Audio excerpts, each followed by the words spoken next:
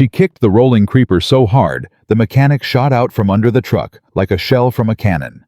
Victoria Ashford dropped a $100 bill on his grease-covered chest, laughed in his face, and said, "Fix my engine and I'll be yours." Every wrench in that shop stopped turning. Every man looked away. But Ethan Calloway, single father buried in oil and debt and invisible grief, just looked up at the billionaire CEO with eyes so calm it made her step back. What she didn't know, what nobody in that shop knew, was that this man had once designed engines that touched the stars. And her cruelty was about to cost her the one thing $2 billion couldn't buy.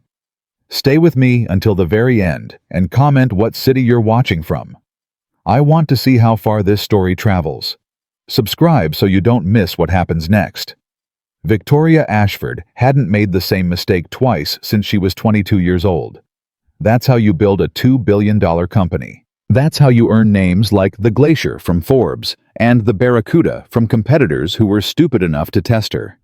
But today, she was about to make the biggest mistake of her life. And it started with a phone call. Unacceptable. She hissed into her phone, pacing behind her Aston Martin Valkyrie in the executive garage of her own building. "I don't pay you a premium to tell me you're working on it. I pay you to make problems disappear." Her personal mechanic stammered something about electrical systems and diagnostic computers. "You have 2 hours, Victoria said, and hung up with the kind of finality that had closed billion-dollar deals and ended careers without apology. 2 hours later, the car still sat dead. 3 hours after that, Victoria Ashford did something she hadn't done in 15 years. She admitted she needed help she couldn't buy with a phone call. "Garrison Street Automotive," her assistant Jennifer said, nervously scrolling through her tablet. "5-star rating. They specialize in high-performance imports. European Japanese. You want me to take a $3 million vehicle to a place that probably services minivans? They're the best-rated independent shop in Seattle, Ms. Ashford." Victoria grabbed her keys. "Fine. But if there's so much as a fingerprint on my leather when I get it back, you're fired." Jennifer didn't flinch. She'd heard that threat before. So had the 12 assistants before her. The tow truck had delivered her Valkyrie an hour before Victoria arrived. When she walked through the door, a man in his 50s met her at the counter. He wiped his hand on a rag and held it out. "Ms. Ashford, Frank Garrison. I own the place." Victoria looked at his hand, then back at his face. She didn't take it. "My car," she said. "Can you fix it or not?" If Frank Garrison was offended, 30 years in this business had taught him not to show it. "We're running diagnostics now. The electrical system on the Valkyrie is complex. It's derived from Formula One tech, so it's not something you can just, I don't need the history lesson. I need a timeline." 3 days. Maybe 4. "Unacceptable. I need it tomorrow." "Then you need a miracle, Ms. Ashford, not a mechanic." "Then find me someone who delivers both." Frank went quiet. He studied her the way a man studies weather he can't control, not with anger, just with patience. Then he said something that changed everything. "I've got a new guy. Started 2 weeks ago. Doesn't say much, keeps to himself. But in 30 years of running this shop, I've never seen anyone read a system like him. Cars, electronics, anything with a circuit board, it's like he sees through metal. I don't care if he sees through walls. Can he fix my car?" "If anyone on this planet can do it on your timeline," Frank said slowly, "it's him." Name: Ethan Calloway. Bay 7. But Ms. Ashford. She was already walking. Bay 7 was in the far corner. All Victoria could see was a pair of legs sticking out from under a Ford pickup truck that looked older than some of her employees. Faded jeans with real holes, the kind earned, not bought. Work boots that had given up looking new a long time ago. "Excuse me," Victoria said. "Nothing." "Excuse me," she said again, louder. The sound of a ratchet. Steady, unhurried, like she wasn't even there. Victoria Ashford was not a woman who got ignored. In her world, people stood when she entered a room. They certainly didn't keep working on a truck that wasn't worth the price of its own repair. She walked closer. She could hear him breathing under there, calm, focused, completely absorbed. "Are you deaf or just rude?" she snapped. She kicked the creeper. Not a nudge, a kick. Hard enough that it rolled him out 3 feet in one shot. And there he was. His hands came first, black with grease, the kind that gets into every line and crease, and never fully washes out. Mechanic's hands. Working hands. Hands that had never known the softness of a desk job. Then his face. Maybe early 30s. Dark hair that needed a cut. A jaw that said he'd been handsome once before life had worn the shine off. But it was his eyes that stopped her cold. Dark brown. Almost black. And completely, absolutely calm. He looked at her the way you'd look at a dashboard warning light. Not with fear. Not with anger. Just what's the problem here? Can I help you? His voice was quiet. The kind that didn't need to be loud. Victoria recovered. She always did. Are you Ethan Calloway? I am. Frank Garrison says you're good with complex electrical systems. Frank says a lot of things. Are you or aren't you? Ethan sat up on the creeper. He studied her with those unsettling eyes, taking his time in a way that made Victoria want to scream. Depends on the system, he said. Aston Martin Valkyrie. Complete electrical failure. No one can find the fault. Diagnostic computers are useless. She crossed her arms. Can you fix it, or should I stop wasting my time? Something moved behind his eyes. Not deference. Not intimidation. Interest. The Valkyrie uses a hybrid system derived from the AMR Pro Racing program, Ethan said, still sitting on that creeper, still covered in grease. The electrical architecture is integrated with the V12 and the battery pack through a central control unit that manages power distribution across 17 separate subsystems. When it fails, it's usually not the system itself. It's a cascade effect from a single point of failure that diagnostics miss because they're scanning trees instead of seeing the forest. Victoria blinked. That was more technical precision than she'd gotten from 3 certified dealership technicians and 1 so-called expert who charged $400 an hour. So that's a yes, she said. Ethan stood up. He was tall, 6'1", maybe more, with the lean build of a man whose muscle came from work, not a gym. He walked past her without a word and straight to where her Valkyrie sat. She watched his eyes move over the car, reading it, not admiring it, reading it like it was a document full of sentences only he could see. Maybe, he said finally. Let me look at it. You want it tomorrow? I want it tonight. That's not going to happen. You don't know what I'm willing to pay. Ethan looked at her, and for the first time, something close to a smile crossed his face. You must be really important. Excuse me. The car, the attitude, the assumption that physics bends to your schedule. He shook his head. You must be really, really important. Victoria felt heat rise in her neck. I don't think you understand who you're talking to. Victoria Ashford, CEO of Ashford Industries. Net worth somewhere north of $2 billion depending on the stock price. Youngest woman to ever helm a Fortune 500 company. Known as the Glacier by Forbes. The Barracuda by competitors.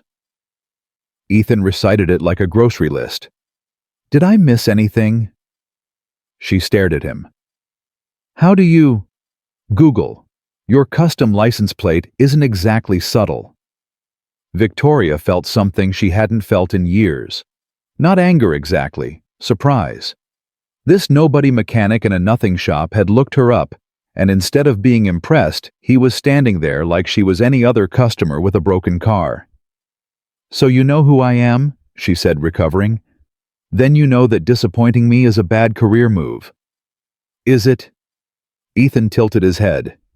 You going to leave bad Yelp reviews, get me fired, burn down my career?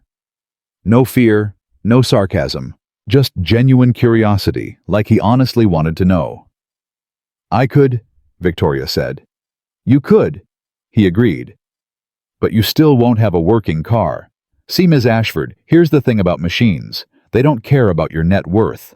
They don't care about your deadlines or your meetings or your threats. They work on their own timeline. And if you force them, they break, sometimes permanently." Nobody talked to Victoria Ashford like this. Nobody. Not her board. Not her competitors. Not the men who'd tried to date her and been dismissed before the appetizer arrived. "So that's a no," she said icily. "That's a, let me look at it." He walked to the Valkyrie, opened the door, and sat in the driver's seat. He pressed the start button. Nothing. Tried again. Nothing. Then he closed his eyes. Victoria watched confused as this mechanic sat in her $3 million car with his eyes shut and his greasy hands resting on the steering wheel like he was praying. "What the hell are you doing?" she demanded. "Listening." "To what?" "It's not making any sound." "Everything makes a sound, Ms. Ashford. Even silence tells you something." She wanted to rip him out of that seat. Wanted to tell him she didn't have time for whatever Zen master performance this was. But something stopped her. Maybe it was the certainty in his voice. Maybe it was the way his hands rested on the wheel like he was reading Braille through carbon fiber. 2 minutes passed. It felt like 20. Ethan opened his eyes, got out, and walked around the car slowly. He crouched. He looked underneath. He stood and stared at the engine bay for a long time. Well, Victoria's patience was a lit fuse burning short. "The diagnostics are right. There's no obvious fault. But the symptom pattern tells me there's a voltage drop somewhere in the primary power distribution. Could be a bad ground. Could be a failing relay. Could be a short that only shows up under certain conditions." English. "It's like a blackout in your house, but only in certain rooms and only sometimes.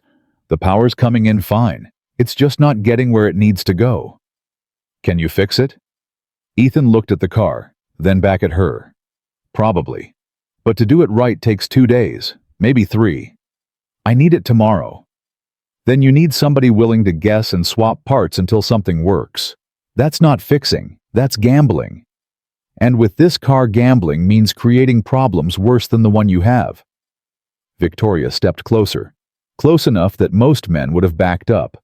Ethan didn't move an inch. "Mr. Calloway, I have a dinner meeting tomorrow night that I cannot miss. I will not arrive in anything less than my own car. You're going to fix it by tomorrow evening. You're going to do it right. And if you can't, we're both wasting our time." Ethan held her eyes.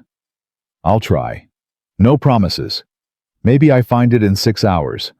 Maybe I don't find it at all. Maybe I find it and the part I need won't be here until next week. But you'll try." "I'll try."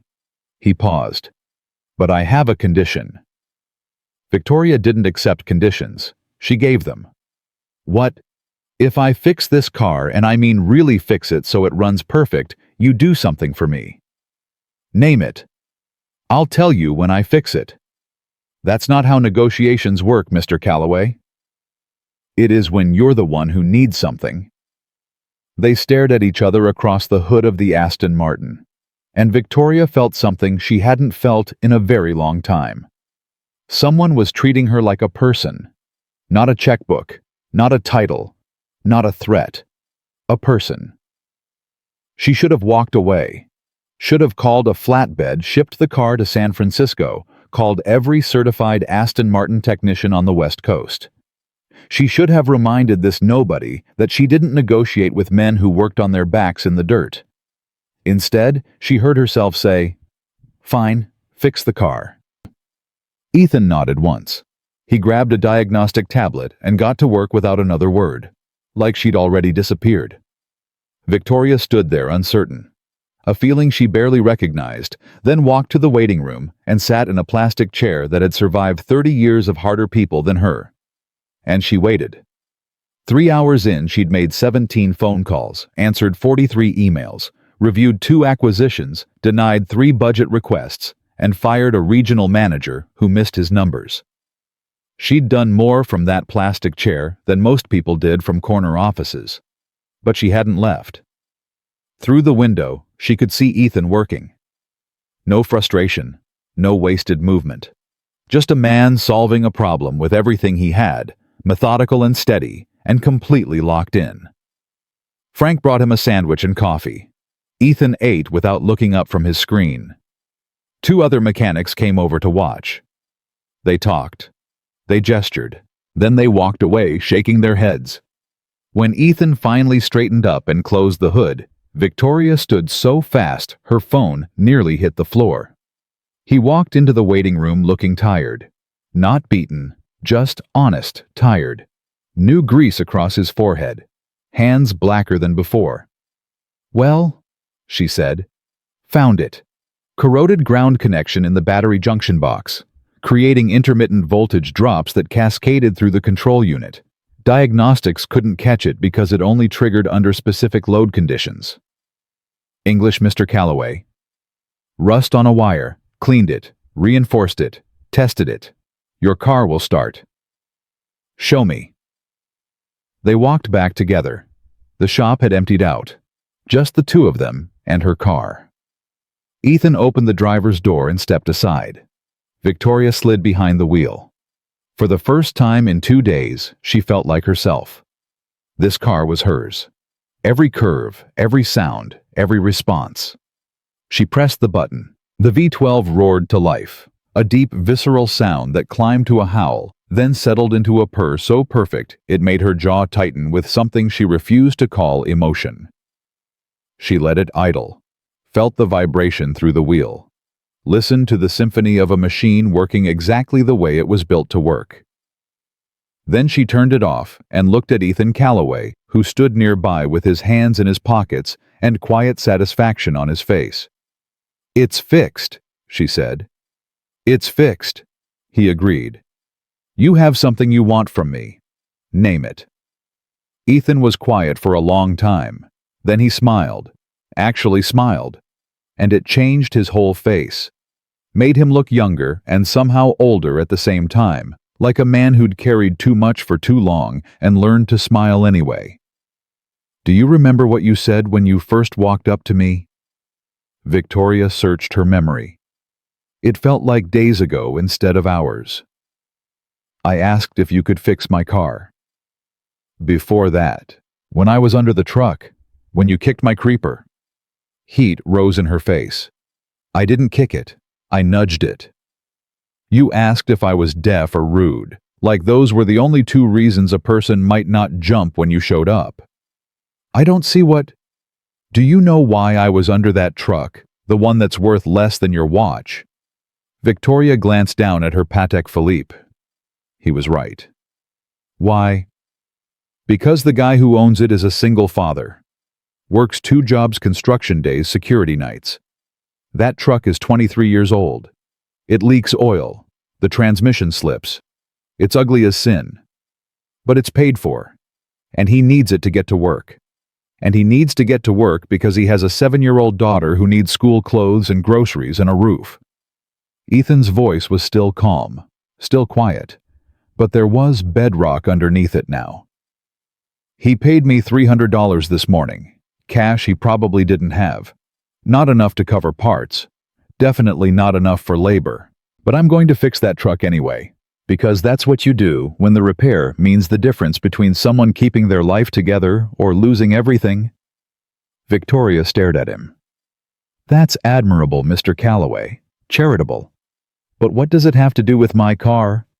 "Everything." His eyes held hers. "Because you walked in here assuming everyone exists to serve you. That money means you get to treat people like they're in your way, that the world runs on your clock." His voice didn't rise. It didn't need to. "And I'm standing here thinking about how I just spent 3 hours fixing a toy for someone who couldn't even shake my boss's hand." The words hit Victoria like ice water. She'd been called every name there was. Ruthless, cold, the glacier, the barracuda. She'd been insulted in boardrooms and profiles, and probably in bedrooms after she'd left them. None of it had ever landed. But this mechanic, this quiet, grease-stained man who fixed trucks for single fathers, he made her feel something she hadn't felt since she was a child. Small.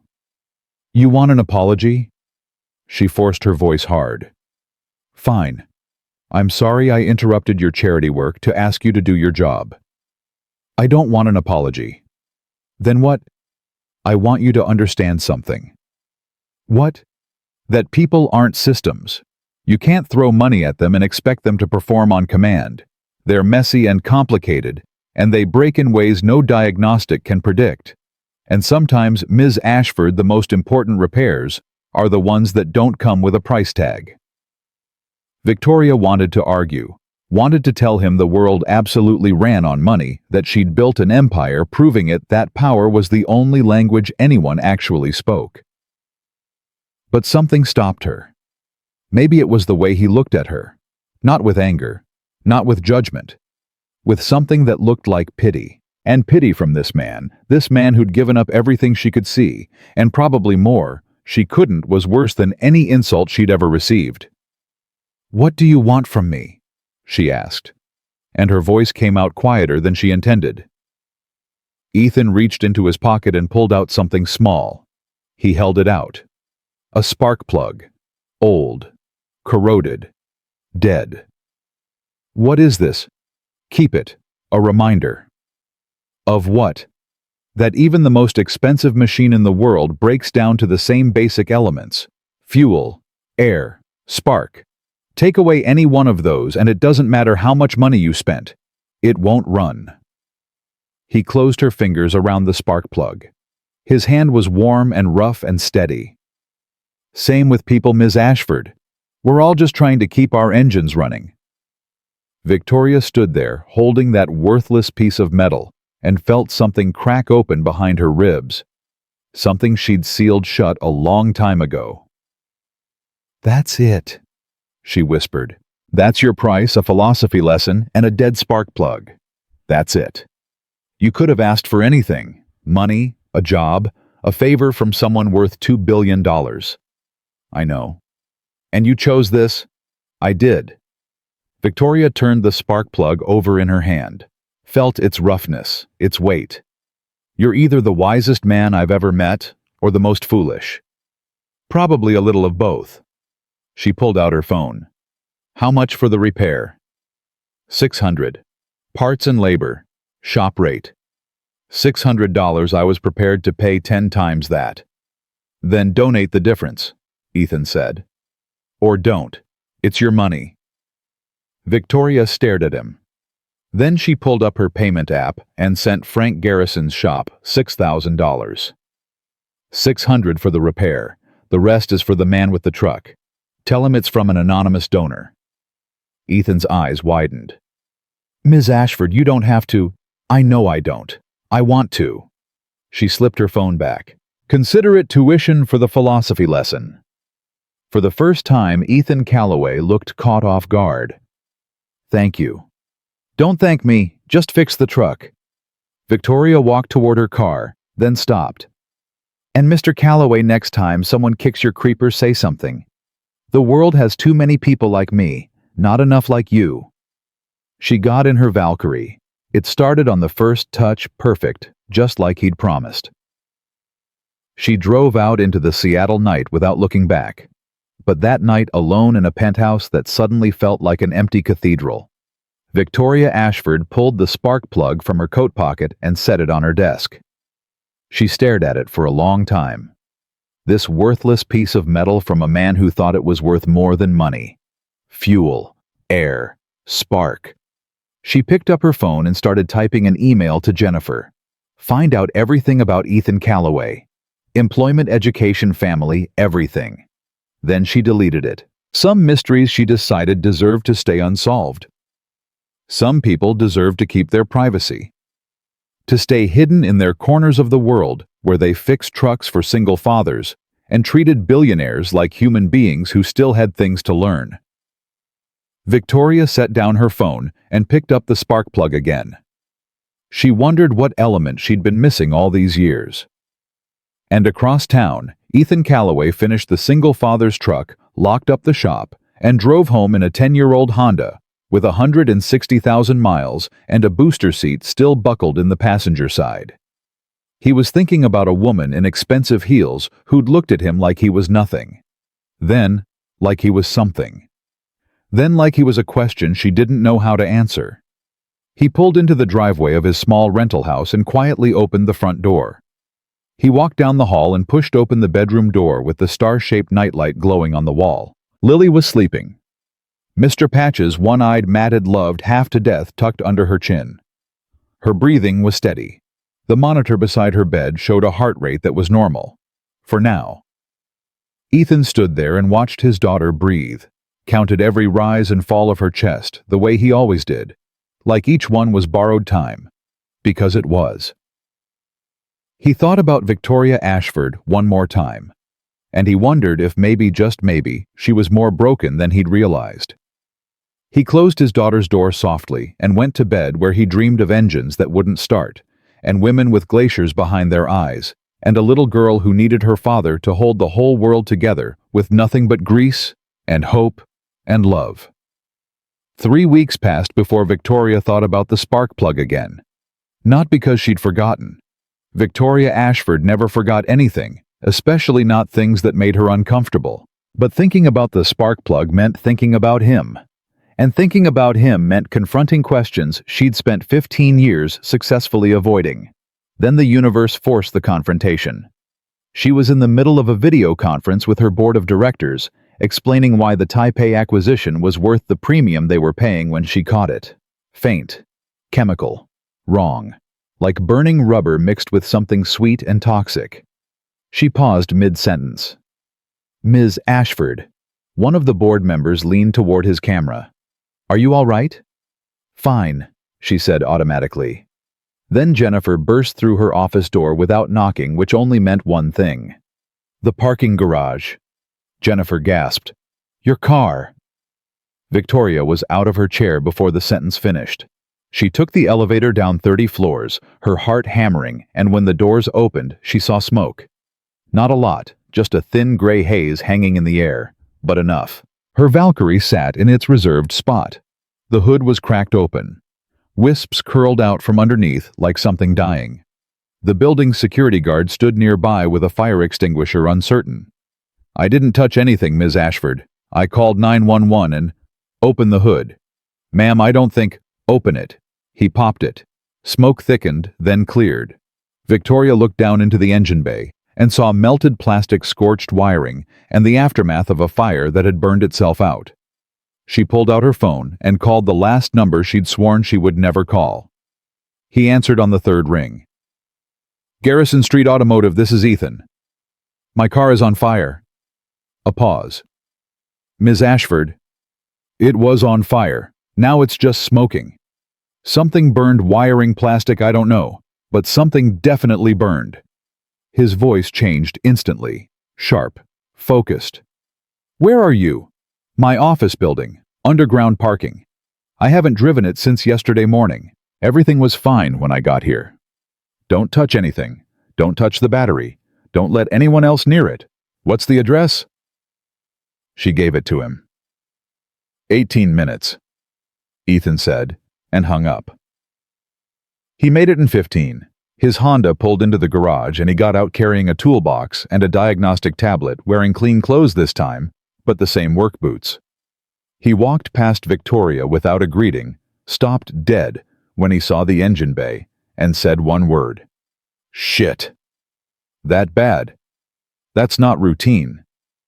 He leaned over the engine, tracing individual wires, with a flashlight following their paths through the serpentine complexity with systematic precision. Victoria watched him work the same total focus she remembered from before. The world could be burning around Ethan Calloway, and he wouldn't notice. Not when there was a problem.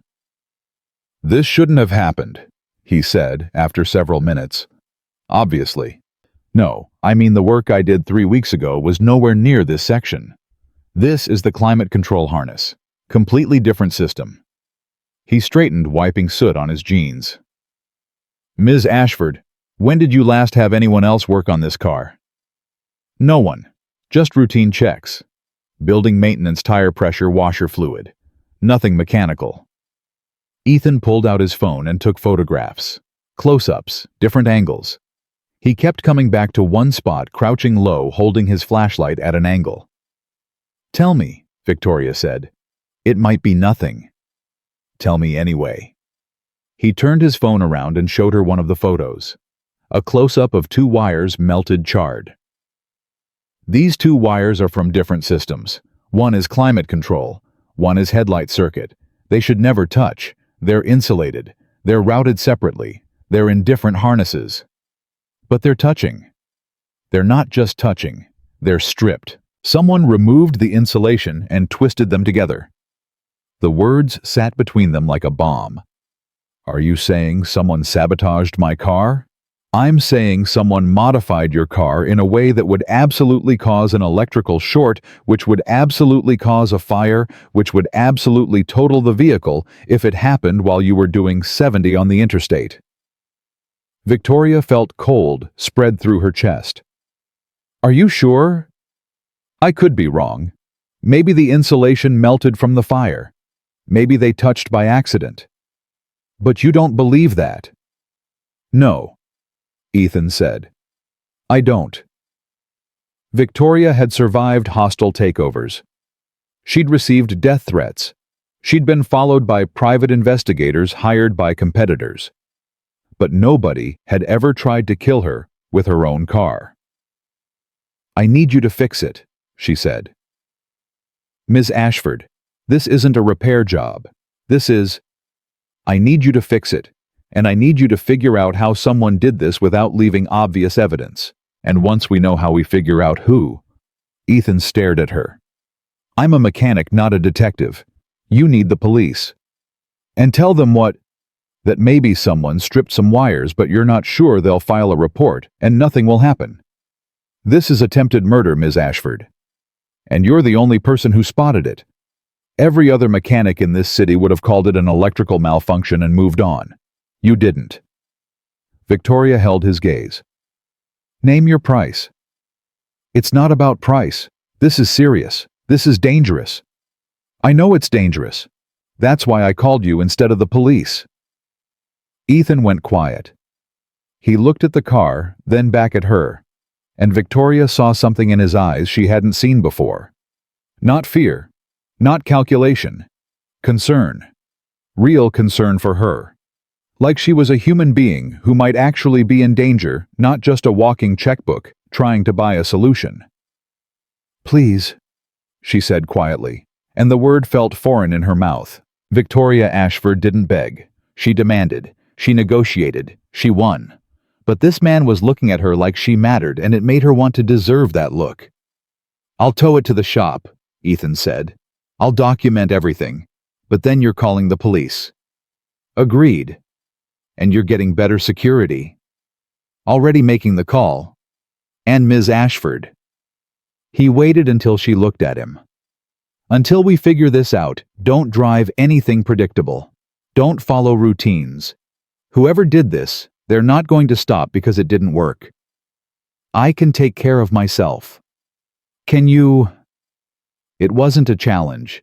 It was a genuine question from a man who fixed broken things for a living and could tell when something was about to fail. "I'll be careful," she said. Ethan nodded, but he didn't look convinced. He handed her a plain white business card, just a name and a phone number, nothing else. "Day or night," he said. "Anything feels wrong, anything at all, you call me." "Why do you care?" The question came out before she could stop it. "I was terrible to you. I kicked your creeper. I treated you like a servant. Why would you care if someone tries to kill me?" Ethan looked at her for a long moment. "Because everyone deserves to be safe, Ms. Ashford. Even people who kick creepers." Then he walked back to his Honda and drove away. Victoria stood alone in the parking garage, smoke still faintly in the air, and realized she'd just put her life in the hands of a man she'd insulted 3 weeks ago. A man who'd given her a dead spark plug and a lesson about being human. She should have called the dealership, should have called her attorneys, should have called anyone else. But she'd called him. The next day, Ethan called at 2 in the afternoon. No small talk, no greeting. I need you to come to the shop, now. What did you find? Just come. When she walked into Garrison Street Automotive, Frank was behind the counter. He looked at her with something close to sympathy and said, "He's in Bay 7. Fair warning, he's been up all night." Ethan was sitting on the floor next to her disassembled Valkyrie, surrounded by parts and wiring and every diagnostic tool the shop owned. His eyes were red. His hair was going in directions hair shouldn't go. "Show me your phone," he said before she could speak. "What?" "Your phone. Give it to me." Victoria handed it over. He looked at it, turned it over, handed it back. "When did you last update your security settings?" "I don't know. My IT department handles that." "Why?" Instead of answering, Ethan walked to a laptop on a toolbox and turned the screen toward her. A map of Seattle. A blue dot pulsing on a location she recognized, her office building. "That's your car," Ethan said. "Or rather, that's where your car's GPS system thinks it is, because that's what the onboard computer is telling me." "I don't understand." "Someone hacked your car's entire system, Ms. Ashford. Not just the electrical. Everything. GPS, diagnostics, entertainment, navigation. They had complete access to your location, your speed, your driving patterns, where you parked, how long you stayed." He pulled up another screen. "They knew everything. They used it to time the sabotage perfectly." Victoria's hands went cold. "How is that possible?" "Modern cars are computers on wheels. Everything's connected to the internet, to your phone, to the cloud. Makes them convenient. Also makes them vulnerable." Ethan rubbed his eyes. "But here's what keeps me up. I found spyware in your system. Not just a hack to cause the fire, actual surveillance software. Someone's been tracking you for weeks, maybe months. Tracking me where? Everywhere you drive. Everyone you meet, at least everyone you drive to meet. Your patterns, your routines, your habits." His voice was careful but direct. "This isn't someone who wanted your car to catch fire, Ms. Ashford. This is someone who's been studying you, learning you, planning something bigger." Victoria sat down on a rolling stool because her legs weren't going to hold much longer. "Can you trace it? Who installed it?" "They covered their tracks, but the data was transmitting to a remote server. I followed the trail through 3 proxy servers to a server farm in Nevada." He paused. "And guess who has a contract with that server farm?" "Tell me." "Ashford Industries, specifically your IT department." The pieces connected with a sickening click. "This came from inside my own company," Victoria said. "That's what the data says." "Then we need to go to the police. Now, today." "Agreed. But first, I need to show you something else. Something that's not about your car." Victoria looked at him. He looked exhausted, but beneath the exhaustion was something deliberate, something planned. "Tomorrow's Saturday. Shop's closed. Come by at 2. "Why?" "You'll see." "That's not an answer, Mr. Calloway. It's the only one I've got. 2 o'clock. No questions. No excuses." She wanted to argue, but something in his eyes, the same thing that had made her call him when her car was burning, stopped her. "Fine. 2 o'clock." She drove back to her penthouse in an insurance loaner she hated and spent the night cross-referencing employee records with security logs looking for anomalies. She didn't find answers, but she found the right questions. Saturday arrived gray and cold. Victoria changed clothes 4 times before settling on dark slacks and a cashmere sweater, then immediately hated herself for caring what a mechanic thought of her outfit. When she arrived at the shop at 1:45, Ethan's Honda was the only car out front. He opened the door looking genuinely surprised. "You came. You asked me to. I figured there was a 50-50 chance you'd send an assistant with an excuse." "I don't make excuses on Saturdays." He smiled that real smile that changed everything about his face and said, "Come on, we're out back." He led her through the empty garage to a small parking lot she didn't know existed. Cracked asphalt, chain-link fence, a weathered picnic table in the middle, and sitting at that table bent over a workbook with colored pencils was a little girl. Victoria stopped walking. She was maybe 7 or 8. Dark hair in a slightly crooked ponytail. Eyes the same deep brown as Ethan's. Purple hoodie with a unicorn on it. Pink sneakers that lit up when she kicked her feet against the bench. But it was her face that made Victoria's chest tighten. Pale. Almost translucent. Shadows under her eyes that no child should carry. The face of someone who'd spent too much time in hospitals and understood things children shouldn't have to understand. "Lily," Ethan said gently. "This is Ms. Ashford, the one I told you about." The little girl looked up and her eyes went wide. "You're the princess with the magic car." Victoria blinked. "I'm the what?" "Daddy said you have a car that's so special only he could fix it, like a magic spell." Lily's voice was soft but clear, carrying the weight of a child who'd learned to be careful with her words. "That means you must be a princess. Only princesses have magic cars." "Lily has very specific logic," Ethan said, and there was so much love in his voice it physically hurt to hear. "I'm not a princess," Victoria said. "That's exactly what a princess would say if she was hiding," Lily countered. Then she coughed. A wet, rattling sound that made Ethan's jaw tighten like a wire pulled taut. He was beside her, instantly pulling a small medical bag from under the table. Stethoscope on her chest. Fingers on her pulse. Eyes scanning her face with the kind of desperate attention Victoria had only ever seen in emergency rooms. "Scale of 1 to 10, he said quietly. 3, maybe 4. "I'm okay, Daddy." "You promised you'd tell me if it hit 5. "It's not 5, I promise." Lily looked at Victoria and smiled, trying to be brave for a stranger. "I have a broken heart. Not like sad broken. Actually broken. The doctors say it doesn't pump blood right, so sometimes I get tired and cough, and Daddy worries, even though I tell him not to." Victoria felt something twist deep in her chest. A feeling she had no name for and no defense against. "That sounds scary," she managed. "Sometimes," Lily admitted. "But Daddy says brave people are just scared people who keep going anyway. So I'm being brave." Ethan put the stethoscope away, but kept his hand on Lily's shoulder. Like he needed to feel her there. Like letting go meant losing her. "Why don't you show Ms. Ashford what you're working on?" he said. Lily brightened instantly. "I'm making a list of the best things in the world. Want to hear?"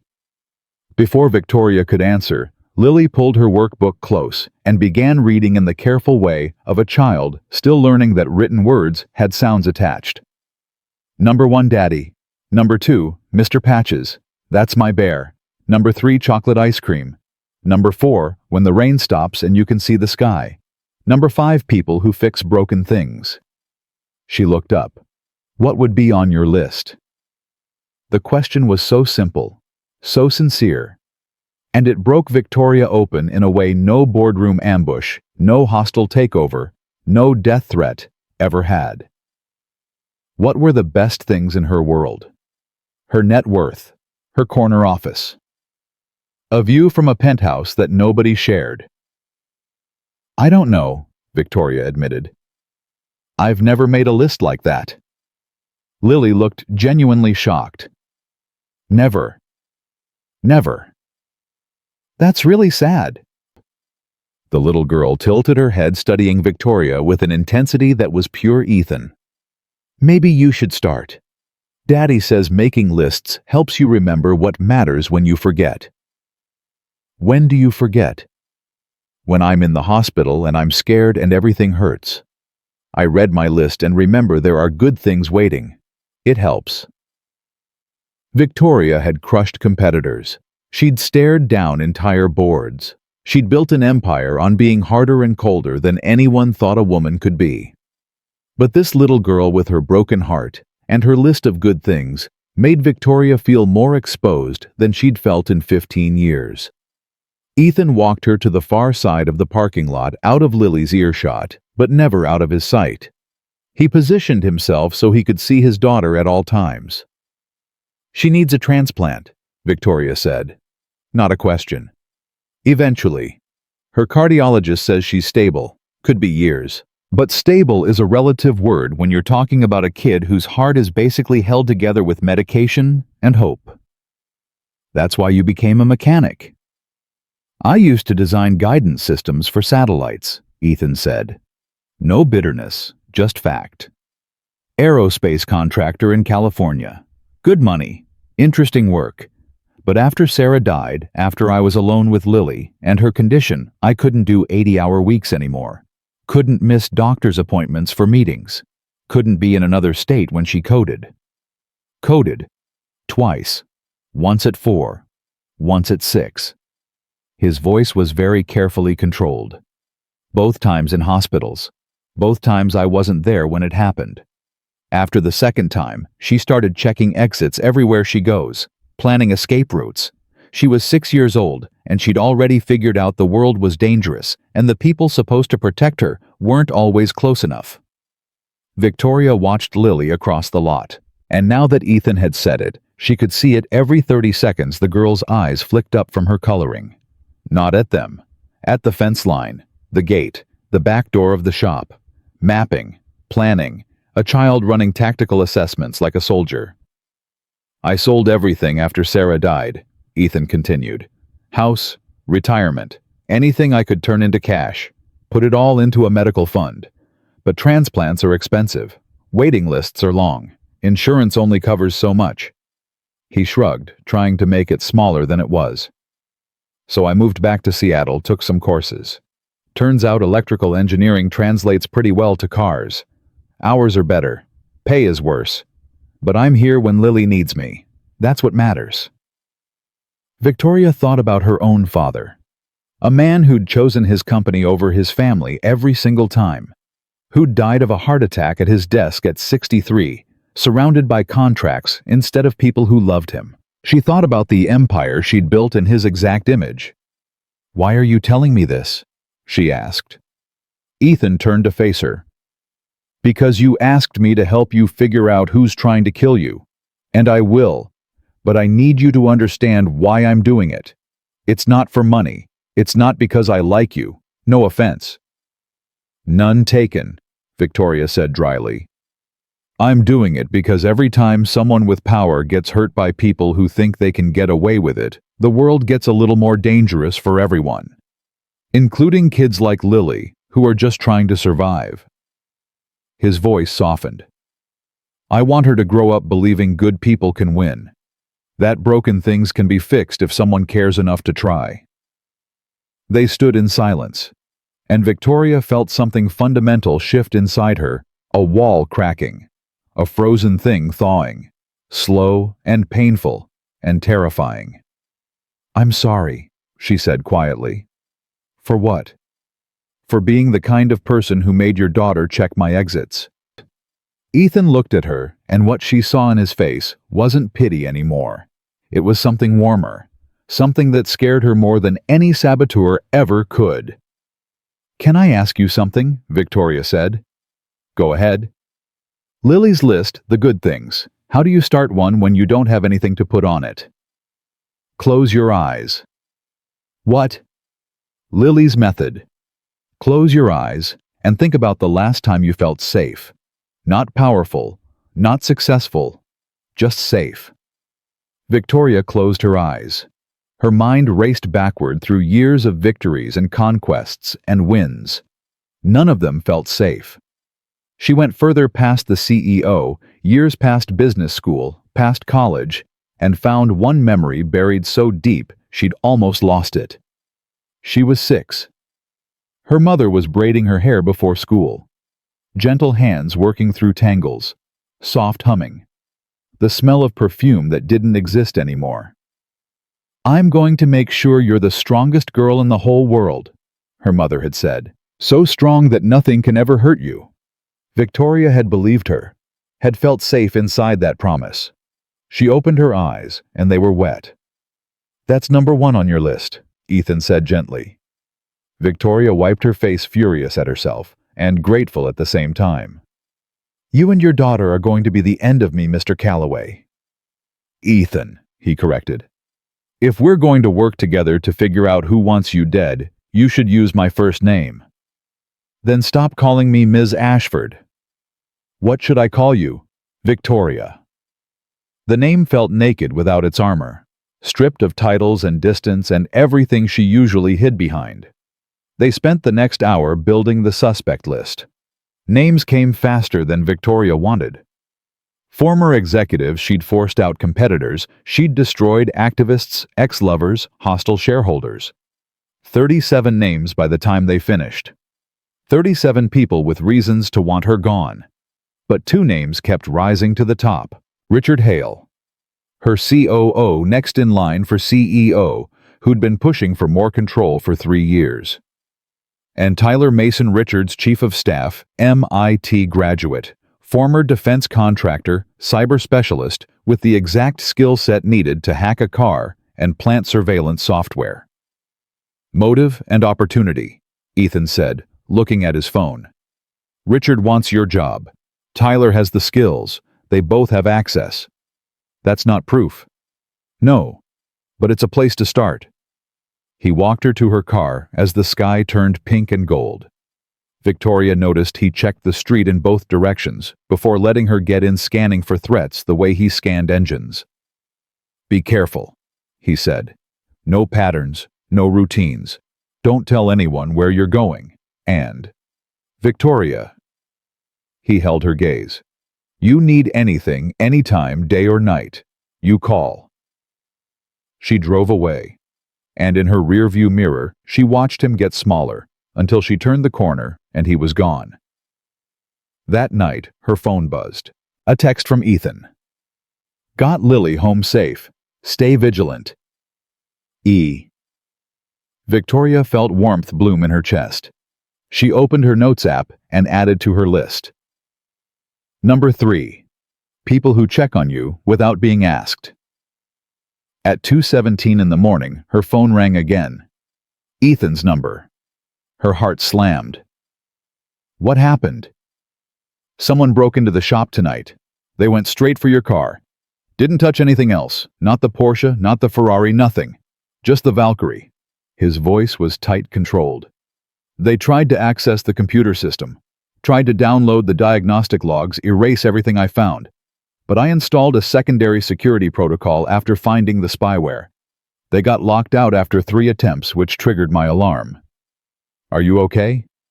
"I'm fine. Police are here. Detective Rivera, she's sharp. But Victoria, they were trying to destroy the evidence. Which means whatever they're planning, they're not done." Victoria sat on the edge of her hotel bed. She'd checked into an anonymous place near the university, paid cash, fake name, and felt the walls of her carefully controlled life closing in. "They're getting desperate," she said. "Desperate people make mistakes," Ethan said. "And I'm going to make sure their next mistake is their last." The line went quiet for a moment. Then his voice came back, softer now. "Victoria." "Yeah. We're going to figure this out. I promise." She believed him. Against every instinct she'd built over 15 years of trusting no one. She believed this mechanic who fixed trucks for single fathers and built security systems to protect her car at 3 in the morning while his daughter slept across town. "I know," she said. And for the first time, the words didn't feel like a lie. She hung up and stared at the ceiling of her anonymous hotel room, thinking about Ethan Calloway standing in his violated shop with police lights painting the walls, protecting evidence that might save her life. She thought about Lily checking exits and making lists of good things. She thought about her mother's hands in her hair, a memory she'd buried for 20 years that a little girl had helped her find again. Victoria opened her notes app and added a 4th item to her list. People who keep their promises at 2 in the morning. Then she lay back and let exhaustion pull her under, dreaming of engines and star-shaped nightlights and hands that fixed broken things, including maybe broken people who'd forgotten they were worth repairing. The call from Detective Rivera came at 6:30 the next morning. Victoria was already awake, still in yesterday's clothes, staring at spreadsheets that refused to give up their secrets. "Ms. Ashford, it's Detective Rivera. I have an update you're not going to like." Victoria sat up straighter. "What kind of update?" "We ran security footage from your building's parking garage for the past 3 months. Found something on the day before your car caught fire. Your maintenance contractor sent a different technician than usual. Guy named James Peterson. He was in the garage for 43 minutes, most of that time on your vehicle. And James Peterson doesn't exist. The name, the license, the employment records, all fake. Someone built a convincing enough identity to pass your building's background check, but it falls apart under real scrutiny." Rivera's voice was flat professional, but the weight underneath was unmistakable. "Someone planted a man inside your security specifically to access your car. This wasn't opportunistic, Ms. Ashford. This was planned months in advance." "Can you trace who created the identity?" "We're working on it, but whoever did this has resources and inside knowledge. They knew your building protocols. They knew how the maintenance company operated. They knew exactly how to get in without raising a flag." "What do you suggest?" "I suggest you stop acting like you're untouchable. I've seen too many people think that right up until they're not." Rivera paused. "Let people protect you, Ms. Ashford. For once."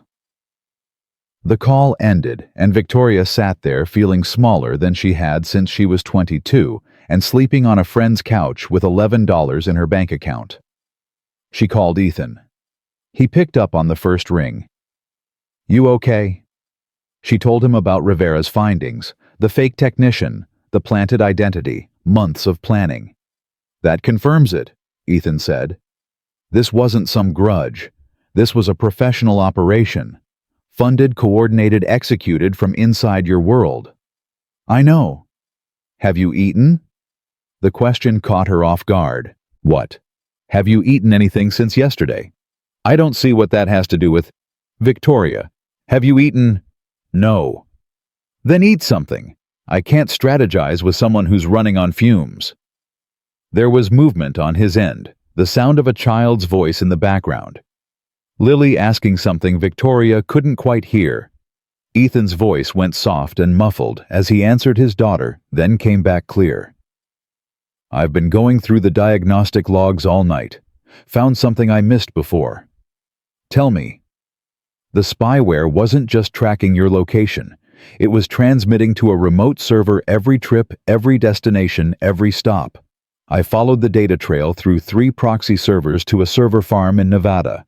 And that server farm has a contract with Ashford Industries, your IT department." Victoria closed her eyes. "Tyler Mason." "That's my guess. He'd have the access. He'd have the skills. And Richard Hale would have the motive to point him at you. So what do? We make them panic." Victoria waited.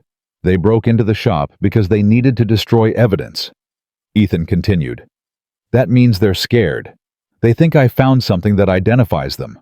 If we let them believe that's true, that I'm close to proving who did it, they'll make a mistake. Or they'll come for you. That's what I'm counting on." "No." The word came out of Victoria harder than she intended. "Absolutely not. You have Lily. I have a plan. I'm not going to be standing there with a target on my back. We set the trap, we put eyes everywhere, and we let Rivera's people handle the takedown.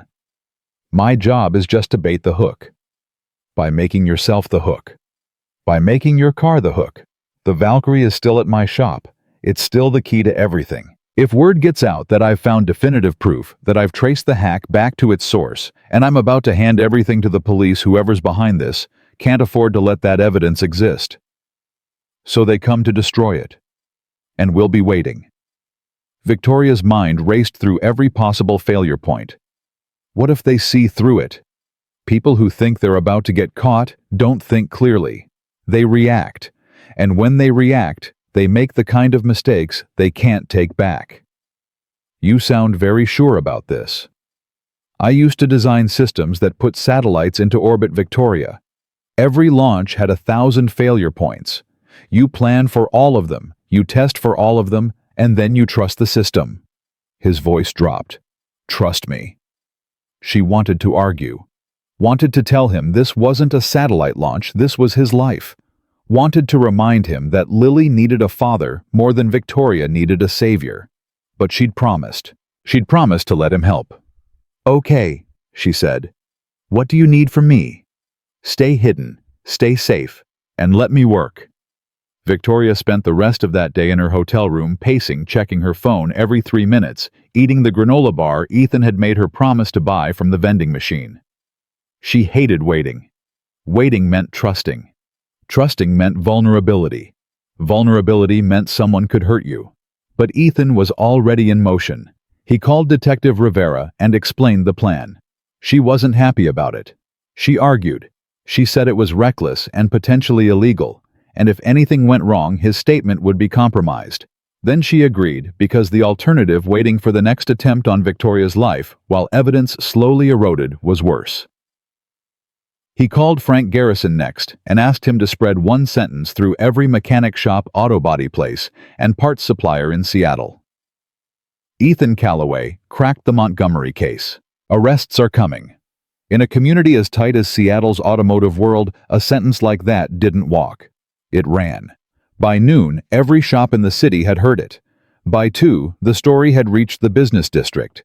By 4, someone at Ashford Industries was making phone calls.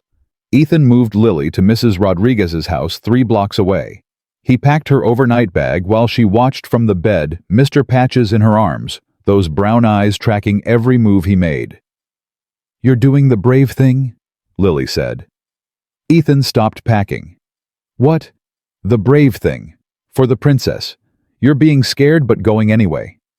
He knelt beside her bed. "I'll be home before you wake up. I promise." Pinky promise. He hooked his pinky around hers. They shook. A ritual as old as her memory and as sacred as anything in his life. "Pinky promise," he said. "Daddy." "Yeah, baby. Be careful with her. She doesn't have a list yet. If something happens to you, she won't have anyone to teach her how to make one." Ethan looked at his daughter, this 8-year-old girl with a failing heart and wisdom that belonged to someone 10 times her age, and felt his chest crack open the way it always did when she said things that proved she understood the world better than most adults ever would. "I'll be careful," he said. "With both of us." He carried her to Mrs. Rodriguez's house, kissed her forehead at the door, and walked back to the shop alone. The sun was going down. The neighborhood was settling into its evening rhythm, families eating dinner, kids finishing homework, the ordinary mechanics of ordinary lives. Ethan checked the cameras. Rivera's team had hidden in the rafters, 3 angles covering the main bay, 2 covering the back door. Audio on all of them. He checked the plainclothes officer sitting in a car down the street, the one in the Vietnamese restaurant pretending to eat pho, the one inside the shop wearing coveralls and pretending to wait for a vehicle. Everything was in place. The trap was set. Now, he just had to wait for someone to walk into it. Night fell. The shop emptied. Ethan sat in the office with the lights off, watching the camera feeds on his laptop, listening to the silence of a building that was usually full of noise and life and the sound of things being repaired. At 8:17, the back door's lock clicked. Ethan's spine went rigid. He watched the feed as a figure slipped through, tall, athletic, moving with the confidence of someone who'd been here before. The figure went straight for the Valkyrie without hesitation. No searching. No looking around. Just a direct line to the car, like a missile finding its target. Tyler Mason. Ethan felt his pulse hammer. He watched Tyler pull out a laptop, connect it to the diagnostic port, and begin typing with the urgent speed of a man dismantling a bomb. He was trying to wipe everything: the spyware traces, the server logs, the diagnostic history, every digital fingerprint that led back to him and Richard Hale. Ethan keyed the mic connected to Rivera's earpiece. "He's in. One suspect. Tyler Mason. Working on the car's system. Let him dig deeper." Rivera's voice came back, barely a whisper. "Copy. Hold position." Ethan held. He watched Tyler work, watched the man incriminate himself, frame by frame, second by second. Every keystroke was being recorded. Every deletion was proof of consciousness of guilt. Rivera's team had mirrored the car's data before the trap. Everything Tyler was destroying still existed on 3 separate backup drives in 3 separate locations. He was erasing ghosts. Then the front door opened. Ethan's head snapped up.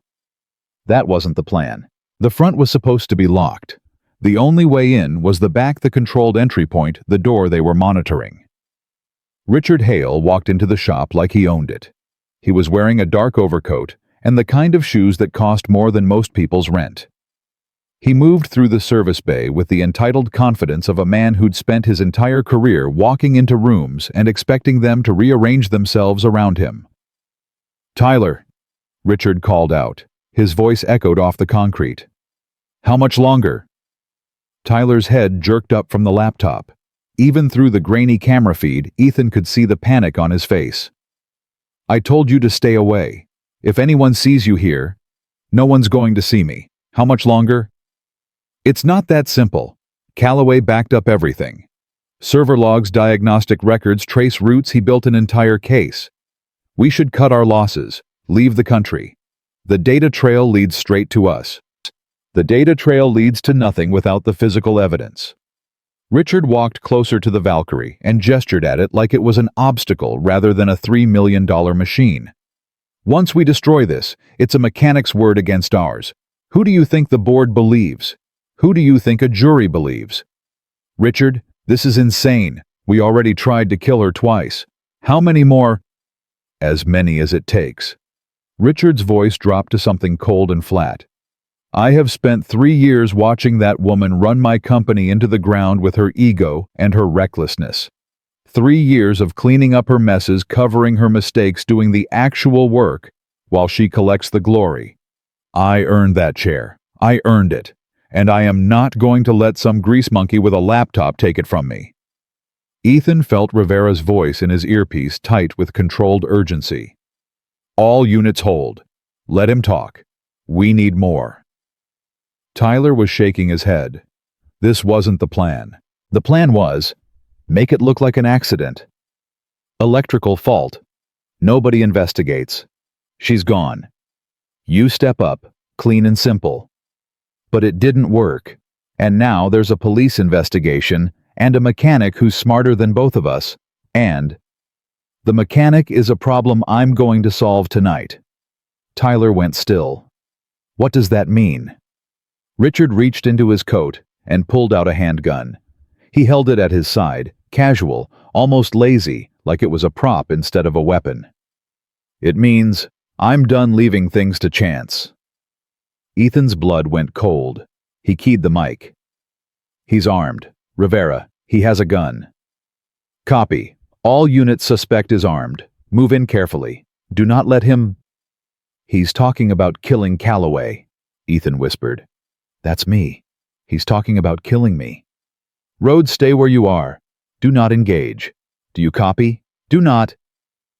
But Ethan was already standing, because Tyler Mason was on his feet now, backing away from Richard with his hands up, and Richard was raising the gun, not at the car, not at the evidence, at Tyler. You're a loose end, Tyler, Richard said quietly. You always were. Unstable, obsessive, a disturbed employee acting alone. That's the story. That's what the police will find. Your digital fingerprints all over the hack. Your fake identity getting into her building. Your history of unauthorized access to company systems. You set me up, Tyler whispered. This whole time you were setting me up to take the fall. I was being thorough, something you should have learned. Richard, please. Think of it as a severance package. The shot was deafening. It hit the concrete floor 2 feet from Tyler's left leg, a warning or a miss or a sadist's idea of mercy. Tyler dropped to the ground, hands over his head, screaming something incoherent. Ethan moved. He couldn't explain it later, not to Rivera, not to the lawyers, not even to himself. The smart thing was to stay hidden. Let the police handle it. Let the armed officers take down the armed man. But Richard Hale was standing in Ethan's shop, the shop where he worked, the shop where Lily had sat on the floor doing homework, the shop where he'd fixed Victoria's car, and maybe started fixing something bigger, and he was about to kill someone. Ethan walked out of the office and into the service bay. He didn't try to be quiet. His boots hit the concrete with every step announcing him. Richard and Tyler both spun toward the sound. Tyler's face went white with shock. Richard's expression didn't change at all. He just adjusted the gun. "Mr. Calloway," Richard said, and his voice was almost pleasant. "I was hoping we wouldn't need to involve you directly." "Yeah, well, people keep breaking into my shop. Tends to get my attention." "This doesn't concern you." "You're standing in my bay pointing a gun at a man next to my client's car after spending 3 months trying to murder someone I care about." Ethan kept walking. Slowly. Steadily. The way you approach a machine that's about to fail, catastrophically calm hands, clear eyes, no sudden moves. "It concerns me." "Then you should have stayed out of it." Richard raised the gun, pointed it at Ethan's chest. "You should have just fixed the car, taken your money, and forgotten about it. But you had to play detective, had to be the hero." "I'm not a hero, Mr. Hale. I'm a mechanic. I fix broken things. And right now you're the most broken thing in this room." Richard's jaw tightened. "Don't push me, Calloway. I've already committed to this. 1 body or 2, it doesn't change my sentence." "It does if you think about it." Ethan stopped walking. 10 feet between them. He could see Richard's hand trembling, not fear, adrenaline. The gun was heavy. The man wasn't trained. "Right now you're looking at conspiracy and attempted murder. Bad but survivable. A good lawyer, a sympathetic jury. Maybe you see daylight before you're 70. Ethan held his eyes. "You pull that trigger, you're done. No lawyer saves you from murder with witnesses and cameras." Something flickered in Richard's face. "Cameras? 8 of them. Recording since 6 o'clock. Audio and video. Detective Rivera's team has been watching everything." Ethan kept his voice level. Calm. The way he talked to engines that were overheating, steady, patient, no panic. "It's over, Richard. It's been over since you walked through that door." Richard's eyes darted. Ceiling, walls, looking for the cameras he couldn't see. "You're bluffing. Check the rafter above Bay 3. Small black box left side. Red light you can't see from the floor, but the lens can see you just fine." Richard looked, and in that half second, that tiny fraction of time where his eyes left Ethan and went to the ceiling, Rivera's people came through both doors. "Seattle PD, drop the weapon, on the ground now." Richard swung back toward the voices. The gun came up. Ethan moved. He hit Richard from the side, drove his shoulder into the man's ribs, and they went down together. The gun fired wild into the ceiling, raining dust and debris, and then it was on the floor, and Ethan kicked it away and pinned Richard's arm behind his back with the kind of leverage that came from years of torquing bolts on machines that didn't want to cooperate. Officers swarmed. Hands pulled Ethan off. Cuffs clicked on Richard's wrists. Tyler was already on the ground, hands behind his head, not resisting, just crying and repeating, "He made me do it. He made me do it." Ethan sat on the concrete floor. His hands were shaking. His ears were ringing from the gunshot. He could taste dust and adrenaline and something metallic that might have been fear. Around him, the shop was full of shouting officers and crackling radios, and the organized chaos of a crime scene coming together. Detective Rivera crouched beside him. Her professional mask was gone. Underneath it was a woman who'd just watched a civilian do something incredibly stupid and incredibly brave. "That was the dumbest thing I've ever seen," she said. "Yeah," Ethan agreed. His voice shook. "Probably. You could have been killed." "I know." "Then why?" Ethan looked at the blood on the floor where Tyler had cut his hand falling. Looked at Richard Hale face down in cuffs, silent and finished. Looked at the Valkyrie sitting untouched in the middle of it all, patient and waiting, like it knew the worst was over. "Because I was here," he said. "And someone had to be." Rivera studied him for a moment, then shook her head and stood up. "We'll need your full statement. Everything. From the beginning. Can I make a phone call first? Make it quick." Ethan pulled out his phone. His fingers were trembling so badly, he almost dropped it. He found Victoria's name and pressed call. She answered before the first ring finished. "Tell me you're okay." "I'm okay. It's over." He closed his eyes. They came. Both of them. Richard had a gun. Police got them. "It's done, Victoria. It's done." He heard her exhale, long, ragged, like she'd been holding her breath for hours. Maybe she had. "You're sure you're not hurt? You're not?" "I'm fine. Shaking like a leaf, but fine." He opened his eyes and looked at the shop. His shop. Still standing. Still whole. "Victoria." "Yeah. We got them. Everything's on camera. Everything's recorded." Richard confessed to all of it, the sabotage, the surveillance, trying to frame Tyler, all of it. Rivera has enough to put him away for decades. The silence on her end lasted so long he thought the call had dropped. Then he heard a sound he'd never heard from Victoria Ashford before. She was crying. Not the controlled, angry tears she'd blinked away when her car started. Not the surprised tears that Lily had pulled out of her. These were the deep, broken sobs of a woman who'd been holding herself together through sheer willpower for weeks, and had finally been given permission to fall apart. Ethan didn't say anything. He just sat on the floor of his shop and held the phone to his ear and listened to the most powerful woman he'd ever met cry with relief, and he thought about Lily's list and the item that said, "People who fix broken things," and wondered if maybe, just maybe, he'd fixed the right one. "Thank you," Victoria whispered when she could speak again. "Don't thank me yet. We've still got a lot of paperwork." She laughed through her tears. A real laugh. The kind that sounded nothing like the harsh, mocking sound she'd made in this same shop a lifetime ago. "Come to the shop," Ethan said. "Not now. Wait until I text you that it's clear. But come. There's something I want to give you." "What?" "You'll see." He hung up, gave his statement to Rivera, watched them take Richard and Tyler away in separate cars, and then spent an hour cleaning his shop, sweeping up dust from the ceiling, wiping the blood off the floor, putting his tools back where they belonged. When it was done, when the last officer had left and the last camera had been collected as evidence, Ethan stood alone in the quiet bay and let the shaking finally stop. He checked his phone.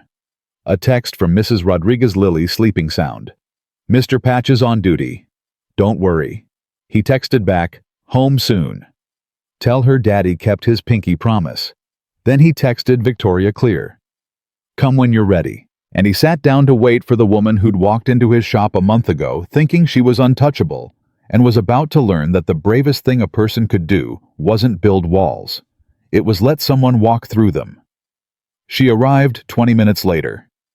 The Mercedes loaner pulled into the lot, and Victoria got out looking like she hadn't slept in 3 days, which she probably hadn't. Jeans, a sweater, no makeup, hair pulled back. She looked nothing like the woman who'd kicked his creeper a month ago. She looked human. She walked into the shop and stopped just inside the bay door. Her eyes moved across the space, the floor where the blood had been, the Valkyrie still sitting patient under the lights. Ethan standing beside it with his hands in his pockets and exhaustion written into every line of his face. For a long moment, neither of them spoke. Then Victoria crossed the distance between them and put her arms around him. Not gracefully. Not the way a billionaire CEO embraces someone at a charity gala. She grabbed him like a person who'd almost lost something and was only now understanding what it was. Her face pressed into his shoulder, and she held on with the kind of desperate strength that came from having nothing left to pretend about. Ethan stood very still for a second. Then his arms came up around her, and he held her back, and they stood there in the quiet shop, two people who'd been broken in different ways, holding each other together. "You could have died," Victoria said into his shoulder. "I didn't. But you could have. He had a gun, and you walked right at him. You walked right at a man with a gun, Ethan. For me. For my car. For evidence on a laptop. Not for the evidence." He pulled back just enough to look at her. "For you. Because he wasn't going to stop, and because Lily told me to be brave." Victoria wiped her face with the back of her hand. Your 8-year-old daughter told you to confront a murderer. She told me to be scared and go anyway. I improvised the rest. Victoria laughed. It was raw and wet, and nothing like the cold sound she'd made the first time they met. I'm going to have a serious conversation with that child about risk assessment. Get in line. Rivera already gave me the lecture. Ethan stepped back and looked at her. Really looked at her the way he looked at engines reading what was underneath the surface. How are you? And I mean actually, not the answer you give your board. Victoria considered lying. It was reflex. Armor she'd worn so long it felt like skin. But she was standing in a garage at 2 in the morning with a man who'd almost taken a bullet for her, and the lies just wouldn't come. I'm terrified, she said, and relieved, and angry, and grateful, and I don't know how to feel all of those things at the same time, because I've spent 15 years only allowing myself to feel one thing at a time, and that thing was usually nothing. Ethan nodded, like that was the most reasonable answer in the world. Sounds about right. That doesn't bother you? That I'm a mess. Victoria. I spent this evening getting tackled by a man in a $1,000 coat after his bullet went through my ceiling. We're both a mess. The question is what we do about it. He walked to the Valkyrie and reached into the engine bay carefully, gently, the way he touched everything mechanical, and pulled out a wooden box. Small. Hand-carved. The kind of thing that took hours of patient work with simple tools. What is that? Victoria asked. Open it. She took the box. It was lighter than she expected, warm from sitting near the engine. She lifted the lid. Inside were 6 items, each one resting in its own small compartment, like they mattered, like they were precious. The spark plug. The original one, corroded dead, the same one he'd pressed into her hand a month ago. A photograph. Lily holding Mr. Patches, grinning at the camera with a gap where her front tooth used to be. A small notebook with good things written on the cover in Lily's careful handwriting. A key. Brass. Old-fashioned. Real. A folded piece of paper. And a ring of gears. Tiny cogs welded together into something that looked like sculpture. Industrial and delicate at the same time. Broken pieces made into art. Victoria stared at the contents for a long time. Then she looked up at Ethan with eyes that were filling again. I don't understand. The spark plug you already know about. Ethan pointed to each item as he spoke, his voice quiet and deliberate, like he'd rehearsed this, but hadn't quite gotten comfortable with it. Fuel air spark. The elements that make things run. The photo is from Lily. She wanted you to have it. Said you needed a reminder that someone thinks you're brave. The notebook is also Lily's idea. She said 3 things on your list isn't enough. You need at least 20 to have a proper list. Her words. Victoria touched the notebook with her fingertips. The cover was slightly crooked where Lily had tried to write in a straight line, and veered upward the way children's writing always does. The key. Ethan continued, and his voice changed. Got careful. Frank's retiring next year. He offered to sell me the shop. I told him I couldn't afford it. How much? That's not the point. The point is, I couldn't do it alone. And then I realized maybe I didn't have to. Victoria looked at him. I'm not asking for your money, Victoria. He held her gaze the way he held tools steady, sure. I'm asking if you want to be a partner, not a patron, not an investor, a partner. You have business skills I'll never have. I have technical knowledge you don't need. Together we could build something that actually matters. A repair shop. A second chance shop. A place where people who've been broken down get fixed. Single parents who can't afford dealership prices. Kids who need to learn they're good at something. People starting over who need a break and a vehicle that runs. His voice was steady, but she could see the pulse in his neck, fast and hard. This mattered to him. This mattered more than he wanted to show. You told me you don't build things. That you only destroy. I don't believe that. But even if it's true, this is your chance to prove yourself wrong. Victoria held the key in her palm. It was warm and heavy, and felt like a door she couldn't see yet. Why would you want me? She said. I'm the glacier, the barracuda. I've spent my entire career taking things apart. I've never built anything that wasn't designed to crush the competition.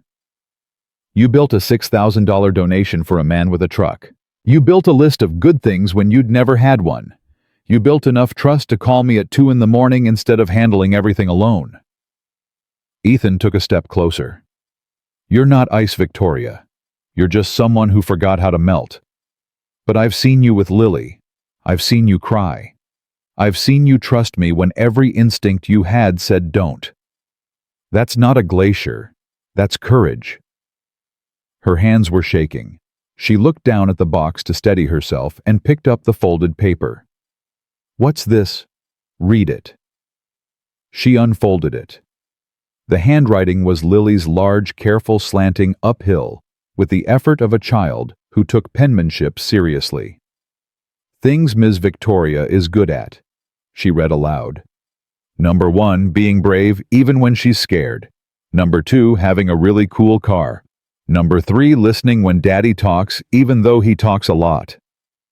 Ethan made a sound that might have been protest, but Victoria kept reading. Number 4, making lists, even though she doesn't know how yet. Number 5, being a princess, even though she says she's not. Victoria pressed the paper against her chest and closed her eyes. She really thinks I'm a princess. She thinks you're someone worth saving. And she's usually right about those things, more right than most adults I've met.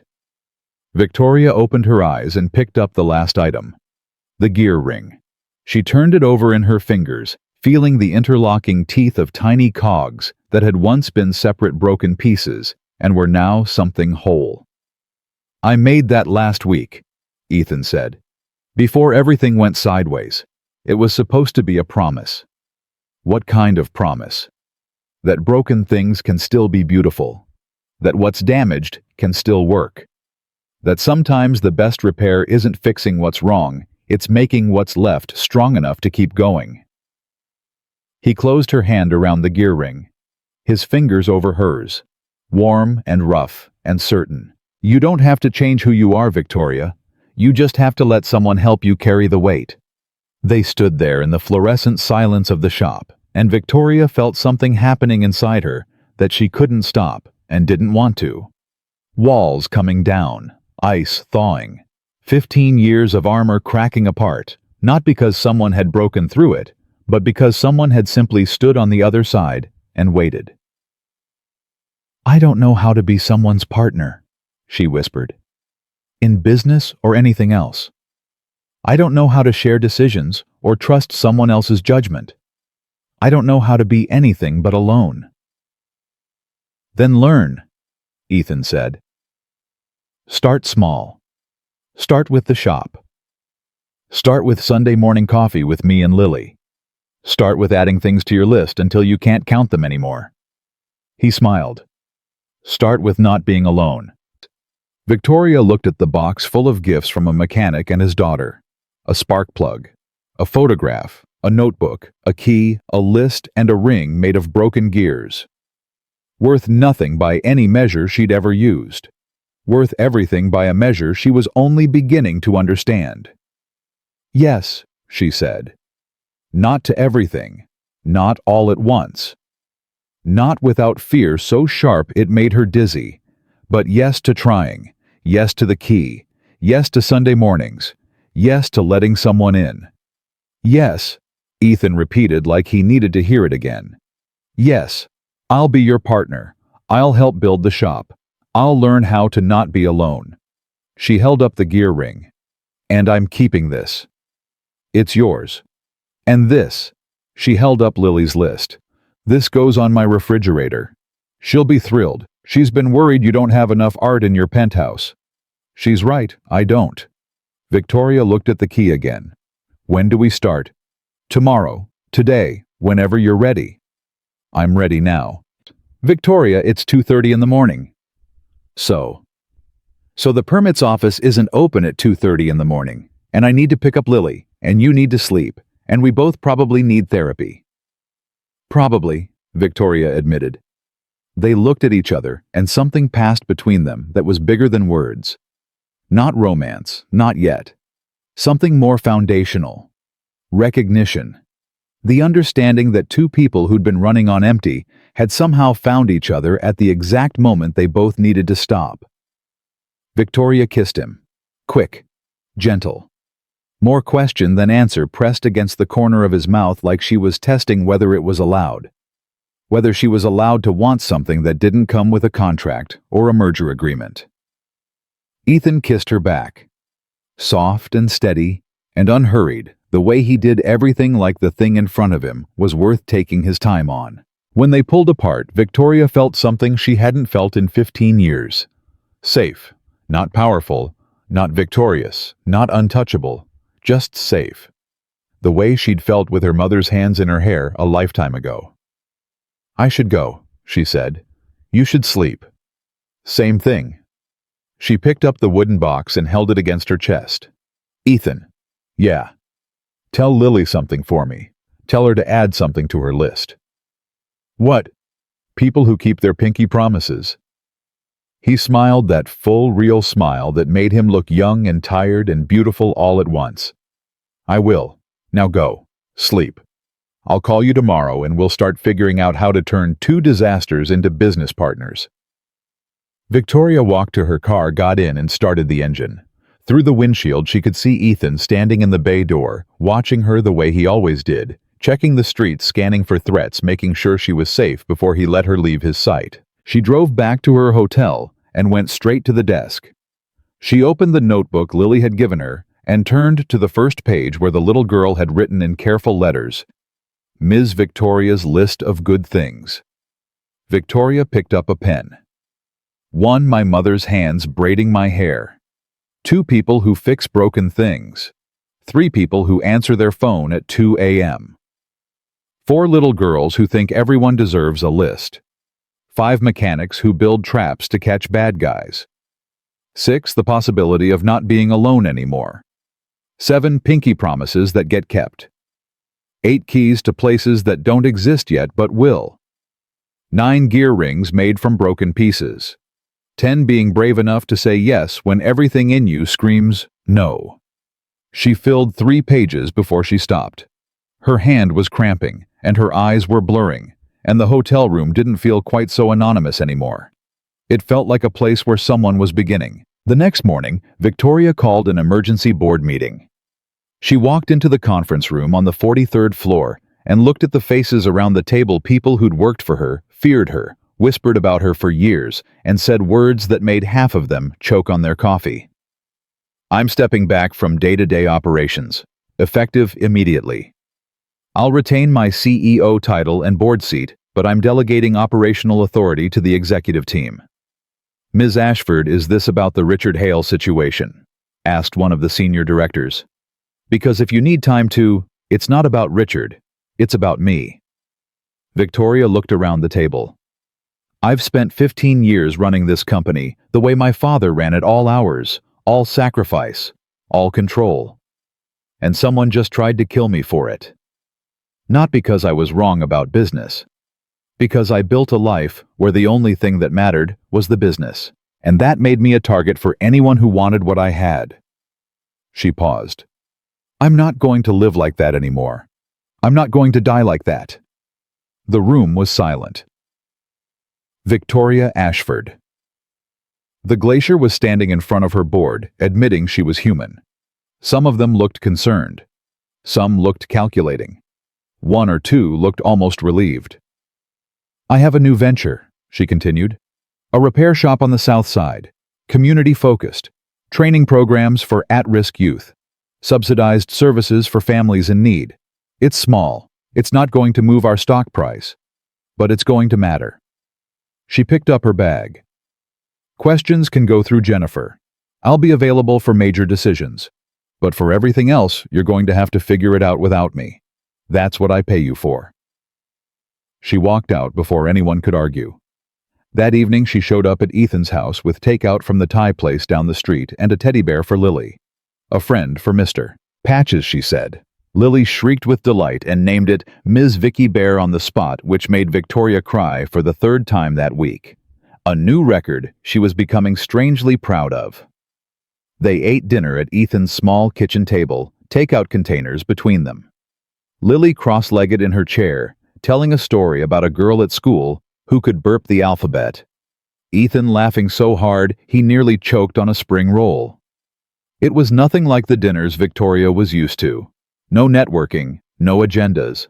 No one trying to get something from her. Just noise and warmth and the ordinary chaos of people who liked being in the same room. "I talked to your daddy about the shop," Victoria told Lily while they cleared dishes. "We're going to be partners. I'll be around a lot more." "Good," Lily said. "Daddy needs help. He tries to do everything alone, and it makes him tired and grumpy." "I am not grumpy," Ethan protested from the sink. "You're a little grumpy," Lily said. "But that's okay. Everybody's grumpy sometimes, even princesses." Victoria crouched down to Lily's level. "What if I'm not a princess? What if I'm just a regular person who's trying to learn how to be better?" Lily considered this with devastating seriousness. "Then you're even braver than a princess, because princesses are born brave. Regular people have to choose it." Victoria looked at Ethan, who was standing at the sink with a dish towel over his shoulder and his daughter's wisdom hanging in the air like a verdict. "Is she always like this?" Victoria asked. "Always. It's terrifying and wonderful in equal measure." "Daddy," Lily said, tugging his sleeve. "When Ms. Victoria is your partner, does that mean she's part of our family?" Ethan knelt down beside her. "It means she's someone we care about, and someone who cares about us. That's a kind of family, right?" Lily looked at Victoria, then back at her father. Then she held out both arms, one toward each of them, and waited. Victoria didn't hesitate. She stepped into that hug and felt Lily's small arms wrap around her neck, felt Ethan's arm come around her shoulders, and stood there in a kitchen that smelled like Thai food and dish soap and felt more like home than her penthouse ever had. Lily pulled back first. "Ms. Victoria." "Yeah." "Can you add me to your list?" "You're already on it, sweetheart. You've been on it since the day you taught me how to find good things." Lily beamed. Then she yawned, the sudden total exhaustion of a child whose body had limits her spirit refused to acknowledge. Ethan scooped her up and carried her to her room, and Victoria listened from the hallway as he tucked her in, checked her monitors, kissed her forehead, and whispered the same thing he whispered every night. "Daddy's here. Everything's okay." When he came back, his eyes were red the way they always got after tucking Lily in, the nightly reminder of what he stood to lose. "She's remarkable," Victoria said. "She's everything." They stood in the narrow hallway of his small rental house, close enough to touch, but not quite touching, and Victoria felt the weight of everything that had happened settle around them like dust after a storm. "Thank you," she said, "for the box, for the shop, for not giving up on me when I gave you every reason to." "You didn't give me reasons to give up. You gave me reasons to try harder." "That might be the kindest thing anyone's ever said to me." "Then people haven't been saying the right things." Ethan leaned against the wall. "We're going to build something good, Victoria. The shop, the programs, all of it. It's going to matter, and it's going to be hard, and some days you're going to want to go back to being the glacier because it was easier. And on those days you call me, and I'll remind you why you stopped."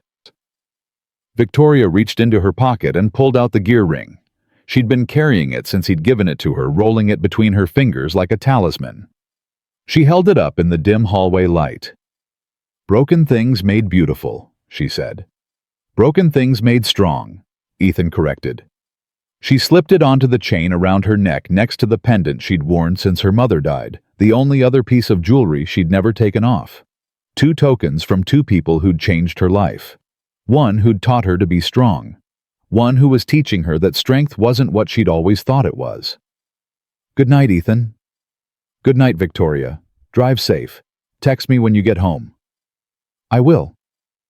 She drove back to her penthouse, and when she walked through the door, the space felt different.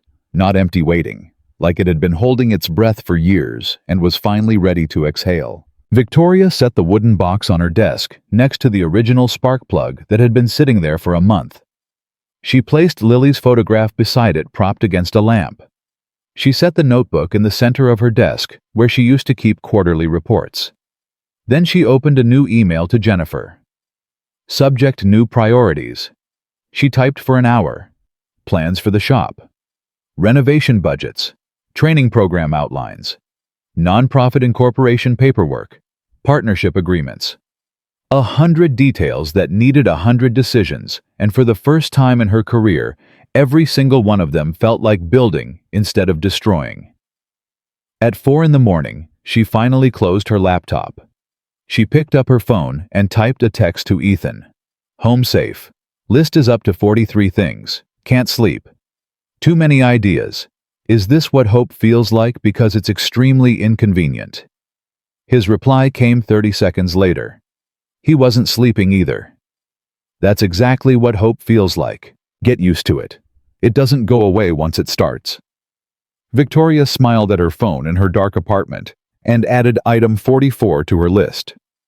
People who text back at 4 a.m. because they understand that some things can't wait until sunrise. Then she set her phone down, pulled a blanket over herself on the couch, and fell asleep for the first time in weeks, without dreaming of engines on fire, or men with guns, or the cold mathematics of survival. She dreamed instead of a small kitchen table with Thai food containers and a little girl's laughter and hands that fixed broken things, including slowly, carefully, with the patience of someone who understood that the best repairs couldn't be rushed her.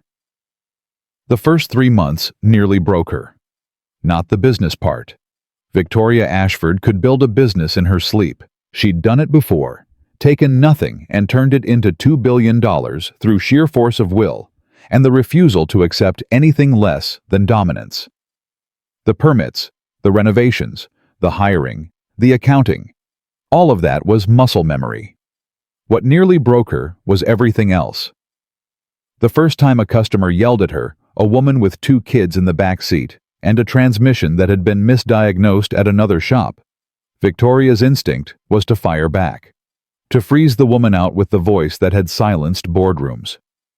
Instead, she stood behind the counter, with her hands clenched under the desk, and said, "I understand. Let me get our lead mechanic to look at it right now. We're going to make this right." The words felt foreign, like speaking a language she'd learned in a textbook but never used in conversation. Ethan found her in the back office afterward, sitting in a chair staring at the wall. "You okay?" "She called me incompetent." "She called the shop incompetent, not you." "Same thing." "It's not." Ethan sat on the edge of the desk. "At Ashford Industries you were the company. Everything was personal because everything was yours. Here it's different. The shop belongs to both of us. The mistakes belong to both of us, and so do the wins." "There haven't been many wins." "We've been open 3 weeks, Victoria. Give it time." "I don't do well with time." "I know. That's why you have me." He handed her a coffee. The good stuff. She'd bought a machine for the office on day 1, and Ethan still teased her about it being worth more than his Honda. "Lily asked about you this morning." "What did she say?" "She wanted to know if you'd added anything new to your list. She's keeping count apparently. She says you need to hit 100 by Christmas or it doesn't count." "Doesn't count for what?" "She wouldn't say. I think she's planning something." Victoria wrapped her hands around the coffee and felt the warmth seep into her fingers. "I'm at 62. "That's impressive for someone who started at 0. "63, Victoria corrected. "I'm adding this." "Adding what? Bad coffee and a pep talk." "Adding someone who sits with me when I want to run." Ethan looked at her for a moment, then nodded. He didn't say anything else. He didn't need to. He just sat there on the edge of the desk while she drank her coffee and let the bad moment pass. And Victoria thought about how strange it was that the most valuable thing in her life now was a man who knew when not to talk. The shop grew slowly, not the explosive market-crushing growth Victoria was used to, the kind measured in stock prices and press coverage. This was different, quieter. One customer at a time, one repair at a time. One person walking through the door with a broken car and a tight budget, and walking out with both problems solved. Word spread the way it always does in neighborhoods where people actually talk to each other. The single mom on Davis Street told her sister. The retired veteran on Elm told his bowling league. The kid who got his first oil change and stayed to watch Ethan rebuild a carburetor told his entire high school shop class. By month 2, they had a waiting list. By month 3, Victoria hired 4 new mechanics, 2 of them fresh out of a re-entry program for formerly incarcerated men who couldn't get hired anywhere else. She trained them herself on the business side, invoicing, customer service, inventory management, while Ethan trained them on the technical side, with the patience of a man who'd once taught satellite guidance systems to NASA engineers and now found equal purpose in teaching a 23-year-old with a felony record how to diagnose an alternator. "You're good at this," Ethan told her one evening after the shop closed. They were sitting at the picnic table out back, the same one where she'd first met Lily. It had become their place, their debrief spot, the place where the business talk ended and the real talk began. Good at what? People. Leading them. Not the boardroom way, the real way. "Marcus came up to me today and said you're the first boss who ever asked him what he wanted to learn instead of just telling him what to do." Marcus is 23. He's been in prison since he was 19. Nobody's ever asked him what he wants because nobody's ever assumed he wanted anything worth having. Victoria pulled at a splinter on the table. "I know what that feels like, not the prison part, but the part where people look at you and see a function instead of a person." The glacier. The glacier, the barracuda, the ice queen. 15 years of nicknames that all meant the same thing: she's useful but don't get close. Victoria looked at him. "You know what's funny? I spent my whole career trying to be so powerful that nobody could hurt me. And the first person who actually made me feel safe was a mechanic who couldn't afford to fix his own car. Hey, I fixed my car. Ethan, your Honda has 170,000 miles on it and the passenger door doesn't close right. It closes. You just have to lift and pull at the same time. That's not closing, that's negotiating." He laughed. She loved his laugh, loved that she could cause it, now loved that it came easy, loved that it sounded like a man who'd been carrying weight for years and was slowly, carefully setting some of it down. "Speaking of negotiations," Ethan said, "Richard Hale's trial date got set. Rivera called this afternoon." Victoria's chest tightened. She'd known this was coming. The arrest had been 3 months ago. The evidence was overwhelming: camera footage, recorded confessions, Tyler Mason's full cooperation in exchange for a reduced sentence. Richard Hale's lawyer had tried every delay tactic in the book, but the judge wasn't having it. "When?" "6 weeks. Rivera wants us both there. Prosecution's calling you as a witness." "Me too." "How do you feel about that?" Ethan was quiet for a moment. "I feel like I want it to be over. I want to sit in that courtroom and look him in the eye and watch him understand that everything he tried to do, the sabotage, the surveillance, the gun in my shop, all of it failed. Not because we were smarter or richer or more powerful. Because we gave a damn. And he didn't." Victoria reached across the table and took his hand, his mechanic's hands, the hands that had fixed her car and built her a box of beautiful things and held his daughter through seizures and coded emergencies, and all the terrifying moments that came with loving someone whose heart could stop. "We'll be there," she said. "Together. Together." He agreed and squeezed her hand. The trial lasted 4 days. Victoria wore a navy suit, not her armor, just clothes. She sat in the witness stand and told the truth in plain language without the corporate polish she'd spent 15 years perfecting. She told the jury about the smoke in her parking garage, about stripped wires twisted together, about a mechanic who found what no one else could see, about a man she'd treated terribly who saved her life anyway. Richard Hale sat at the defense table in an orange jumpsuit that had replaced his $1,000 suits, and Victoria felt nothing.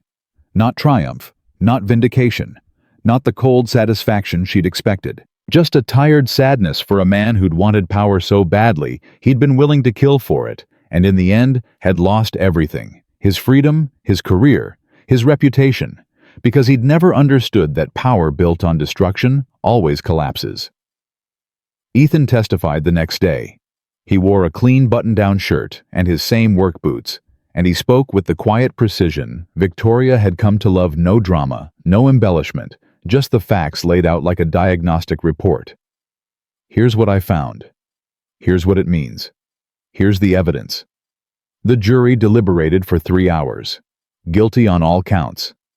Attempted murder, conspiracy, corporate espionage, stalking. Richard Hale was led out in handcuffs, and the courtroom erupted, and reporters surged forward with cameras and microphones, and Victoria walked past all of them to where Ethan was standing by the door. "It's done," she said. "It's done." They walked out of the courthouse into Seattle sunlight so bright it felt like a reward. Lily was waiting on a bench with Mrs. Rodriguez swinging her feet and holding Mr. Patches in one hand and Ms. Vicky Bear in the other. When she saw them, she ran, actually ran, which still terrified Ethan every time, and launched herself at Victoria with the full-body commitment of a child who'd decided someone was hers. Victoria caught her, held her, felt that fragile heartbeat against her own chest, and understood with absolute clarity what mattered and what didn't. "Did the bad man go to jail?" Lily asked. "He did." "Good. He was mean to you and he scared Daddy, and that's not okay." "No," Victoria said, smoothing Lily's hair. "It's not okay, but it's over now." "Promise?" "Promise." Lily pulled back and held up her pinky. Victoria hooked it with her own, and they shook with the gravity of a constitutional amendment. "Ms. Victoria." "Yes, sweetheart." "I finished my new list. Want to hear number 1? Always." Lily took a breath. "Number 1, when good people win." Victoria looked at Ethan over his daughter's head. He was crying, not hiding it, not fighting it, just standing there in the sunlight letting it happen because some moments were too big to fit inside a person without something spilling over. "That's a really good number 1, Victoria whispered. The months after the trial moved the way good things move when you stop trying to force them naturally imperfectly with setbacks and breakthroughs in equal measure. The shop expanded. Victoria used her contacts and her reputation, what was left of it, after stepping down from Ashford Industries, to secure grants for the nonprofit training program. Ethan designed the curriculum himself, a 6-month certification course that took people with nothing and gave them skills, confidence, and a genuine path forward. They hired 40 new staff. They opened a second location on the east side. They partnered with a domestic violence shelter to provide emergency vehicle repairs for women fleeing dangerous situations, free. No questions asked, no paperwork. Just fix the car and let them go. The first woman who came through that program sat in the waiting room with 2 kids and a bruise she'd tried to cover with makeup, and Victoria sat beside her and didn't say a word, just sat there, present, available. The way Ethan had sat with her on that terrible night when everything was falling apart, and the only thing that helped was knowing someone was there. When the woman's car was ready, she looked at Victoria and said, "Why are you doing this?" "Because someone did it for me once," Victoria said, "and it saved my life." The woman drove away with her kids and her repaired car, and her chance at something better. Victoria watched her go and added item 89 to her list, the look on someone's face when they realize they're not alone. It was a Tuesday in October, 6 months after Richard Hale's arrest, 4 months after the trial. 1 month after the second shop opened when Ethan asked Victoria to close up with him. Nothing unusual.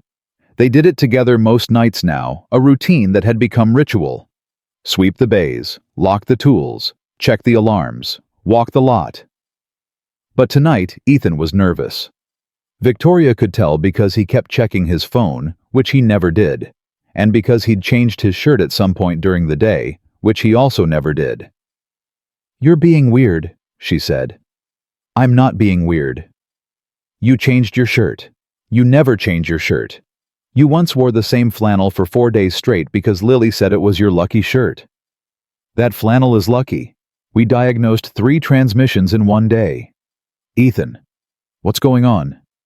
He stopped walking in the middle of the parking lot. The same spot where she'd first met Lily. The same cracked asphalt. The same chain-link fence. The same picnic table that had become sacred ground. "Lily asked me something last night," he said. "What?" "She asked if you were going to be her bonus mom." Victoria's heart stopped. Actually stopped just for a second, the way hearts do when the world tilts. She said, and I'm quoting here, "Daddy needs someone to help him, and Ms. Victoria needs someone to love her, and I need more people on my list." Ethan's voice was careful, controlled, the way it got when he was holding something fragile. "I told her that was a conversation you and I needed to have when you were ready. And if I said I might be ready, then I'd say we've got time, all the time we need." He reached into his pocket. "But I'd also say I've been carrying this around for 2 weeks waiting for the right moment, and I'm pretty sure if I wait any longer, Lily's going to tell you before I do." He opened his hand. A ring sat in his palm. Not a diamond, not gold, not anything a billionaire would expect. It was made of gears. Tiny, intricate cogs welded together with the same craft and care as the one she wore on her necklace. But this one was different. This one had a small stone set into the center, not a diamond, a sapphire. Deep blue, the color of the Valkyrie's paint, the color of the car that had brought them together. Victoria Ashford.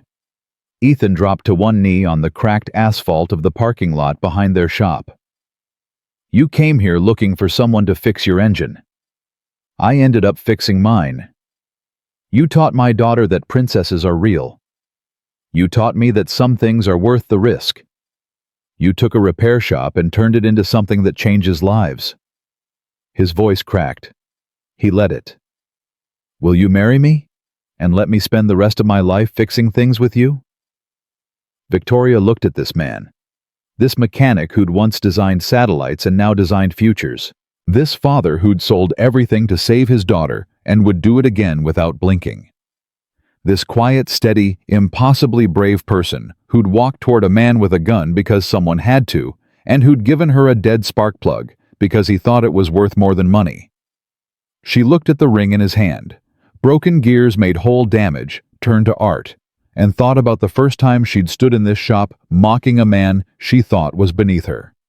Thought about kicking his creeper. Thought about the calm in his eyes when he looked up at her and saw not a billionaire, not a glacier, not a barracuda, just a woman who needed help and didn't know how to ask. "Yes," she said. He slid the ring onto her finger. It fit perfectly, because of course it did.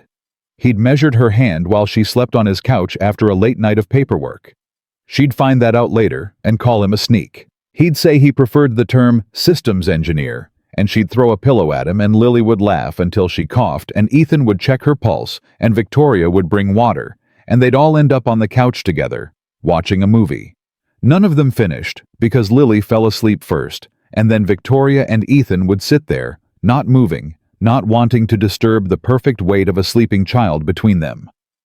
But that was later. Right now, Ethan stood up, and Victoria grabbed the front of his clean shirt and kissed him in the parking lot of their shop, while the last light of a Seattle sunset painted everything gold. She kissed him and felt every broken piece inside her click into place, not fixed, not perfect, but functional. Running. Alive.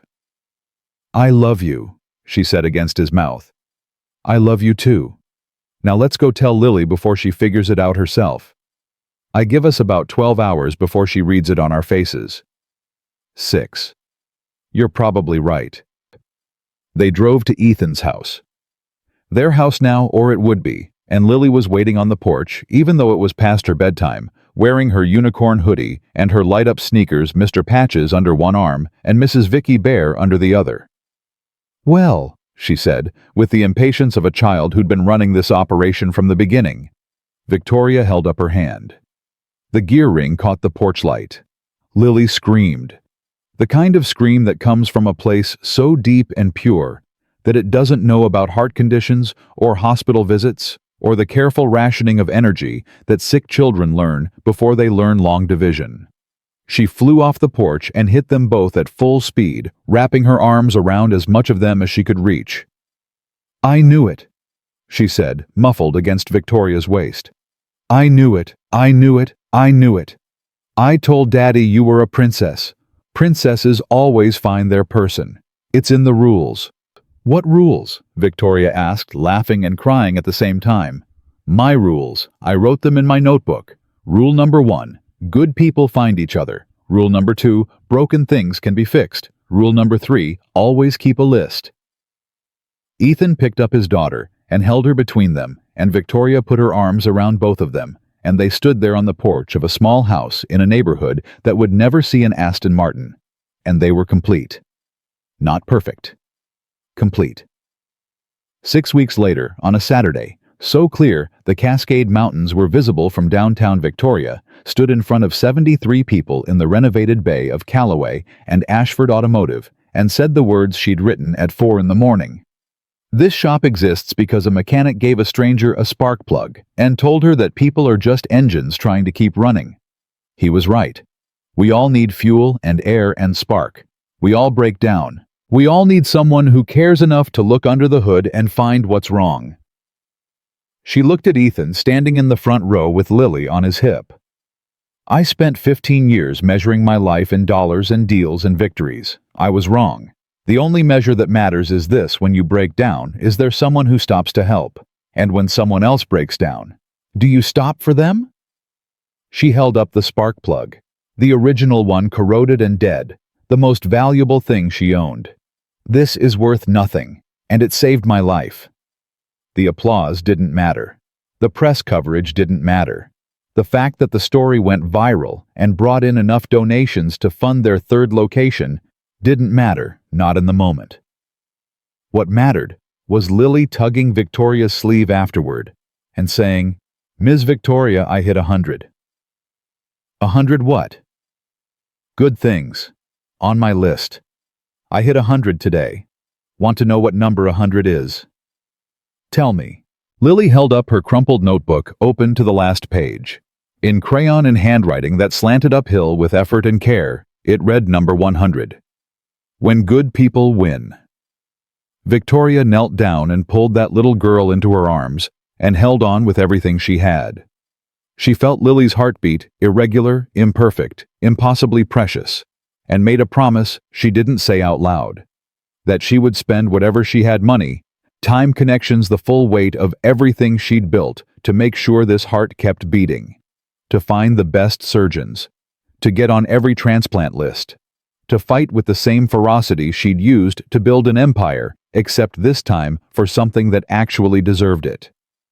She'd learn later that the transplant would come, that a donor heart would arrive on a Tuesday night 11 months from now, and Ethan would call her from the hospital, sobbing so hard she could barely understand him, and she'd drive 90 miles an hour through Seattle traffic and burst into the surgical wing and find him in the hallway with his face in his hands, and she'd sit beside him and hold his hand for 7 hours while their daughter was on an operating table, and when the surgeon came out and said, "She's going to be fine," they'd both collapse against each other and cry the way you cry when the worst thing you've ever feared doesn't happen. But she didn't know that yet. Right now, she just knew that she was kneeling on the concrete floor of a repair shop, holding a child who'd taught her how to be human, wearing a ring made of broken gears, and feeling for the first time in her life that she had everything. That night, after the celebration wound down, and the last guest left, and Lily fell asleep on a stack of shop towels that Ethan fashioned into a bed in the office, Victoria stood alone in the empty bay. The Valkyrie was parked in the corner, fully repaired, fully restored, gleaming under the shop lights, like a promise kept. She hadn't driven it in months. Didn't need to. Didn't want to. It was just a car now. Just metal and wires and engineering. Beautiful, but not essential. Not the way it used to be. Ethan came up behind her and put his arms around her waist. She leaned back into him. "What are you thinking?" he asked. "I'm thinking about the first time I walked into this shop. How angry I was. How certain I was that the world owed me something. How I looked at you and saw nothing. And now I look at you and see everything." He kissed her temple.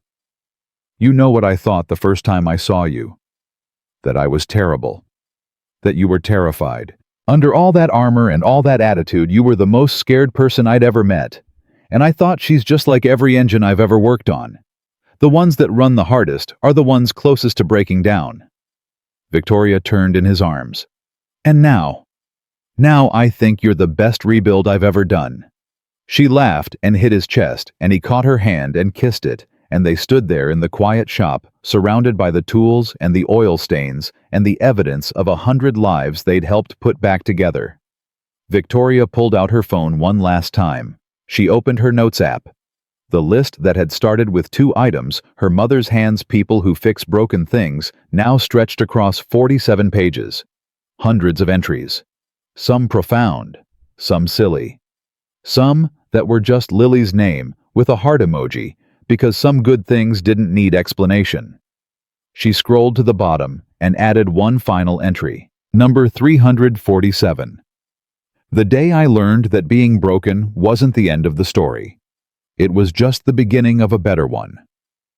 She closed the app and put her phone away. Because the list would keep growing. Tomorrow, there would be new customers and new problems and new chances to build something worth building.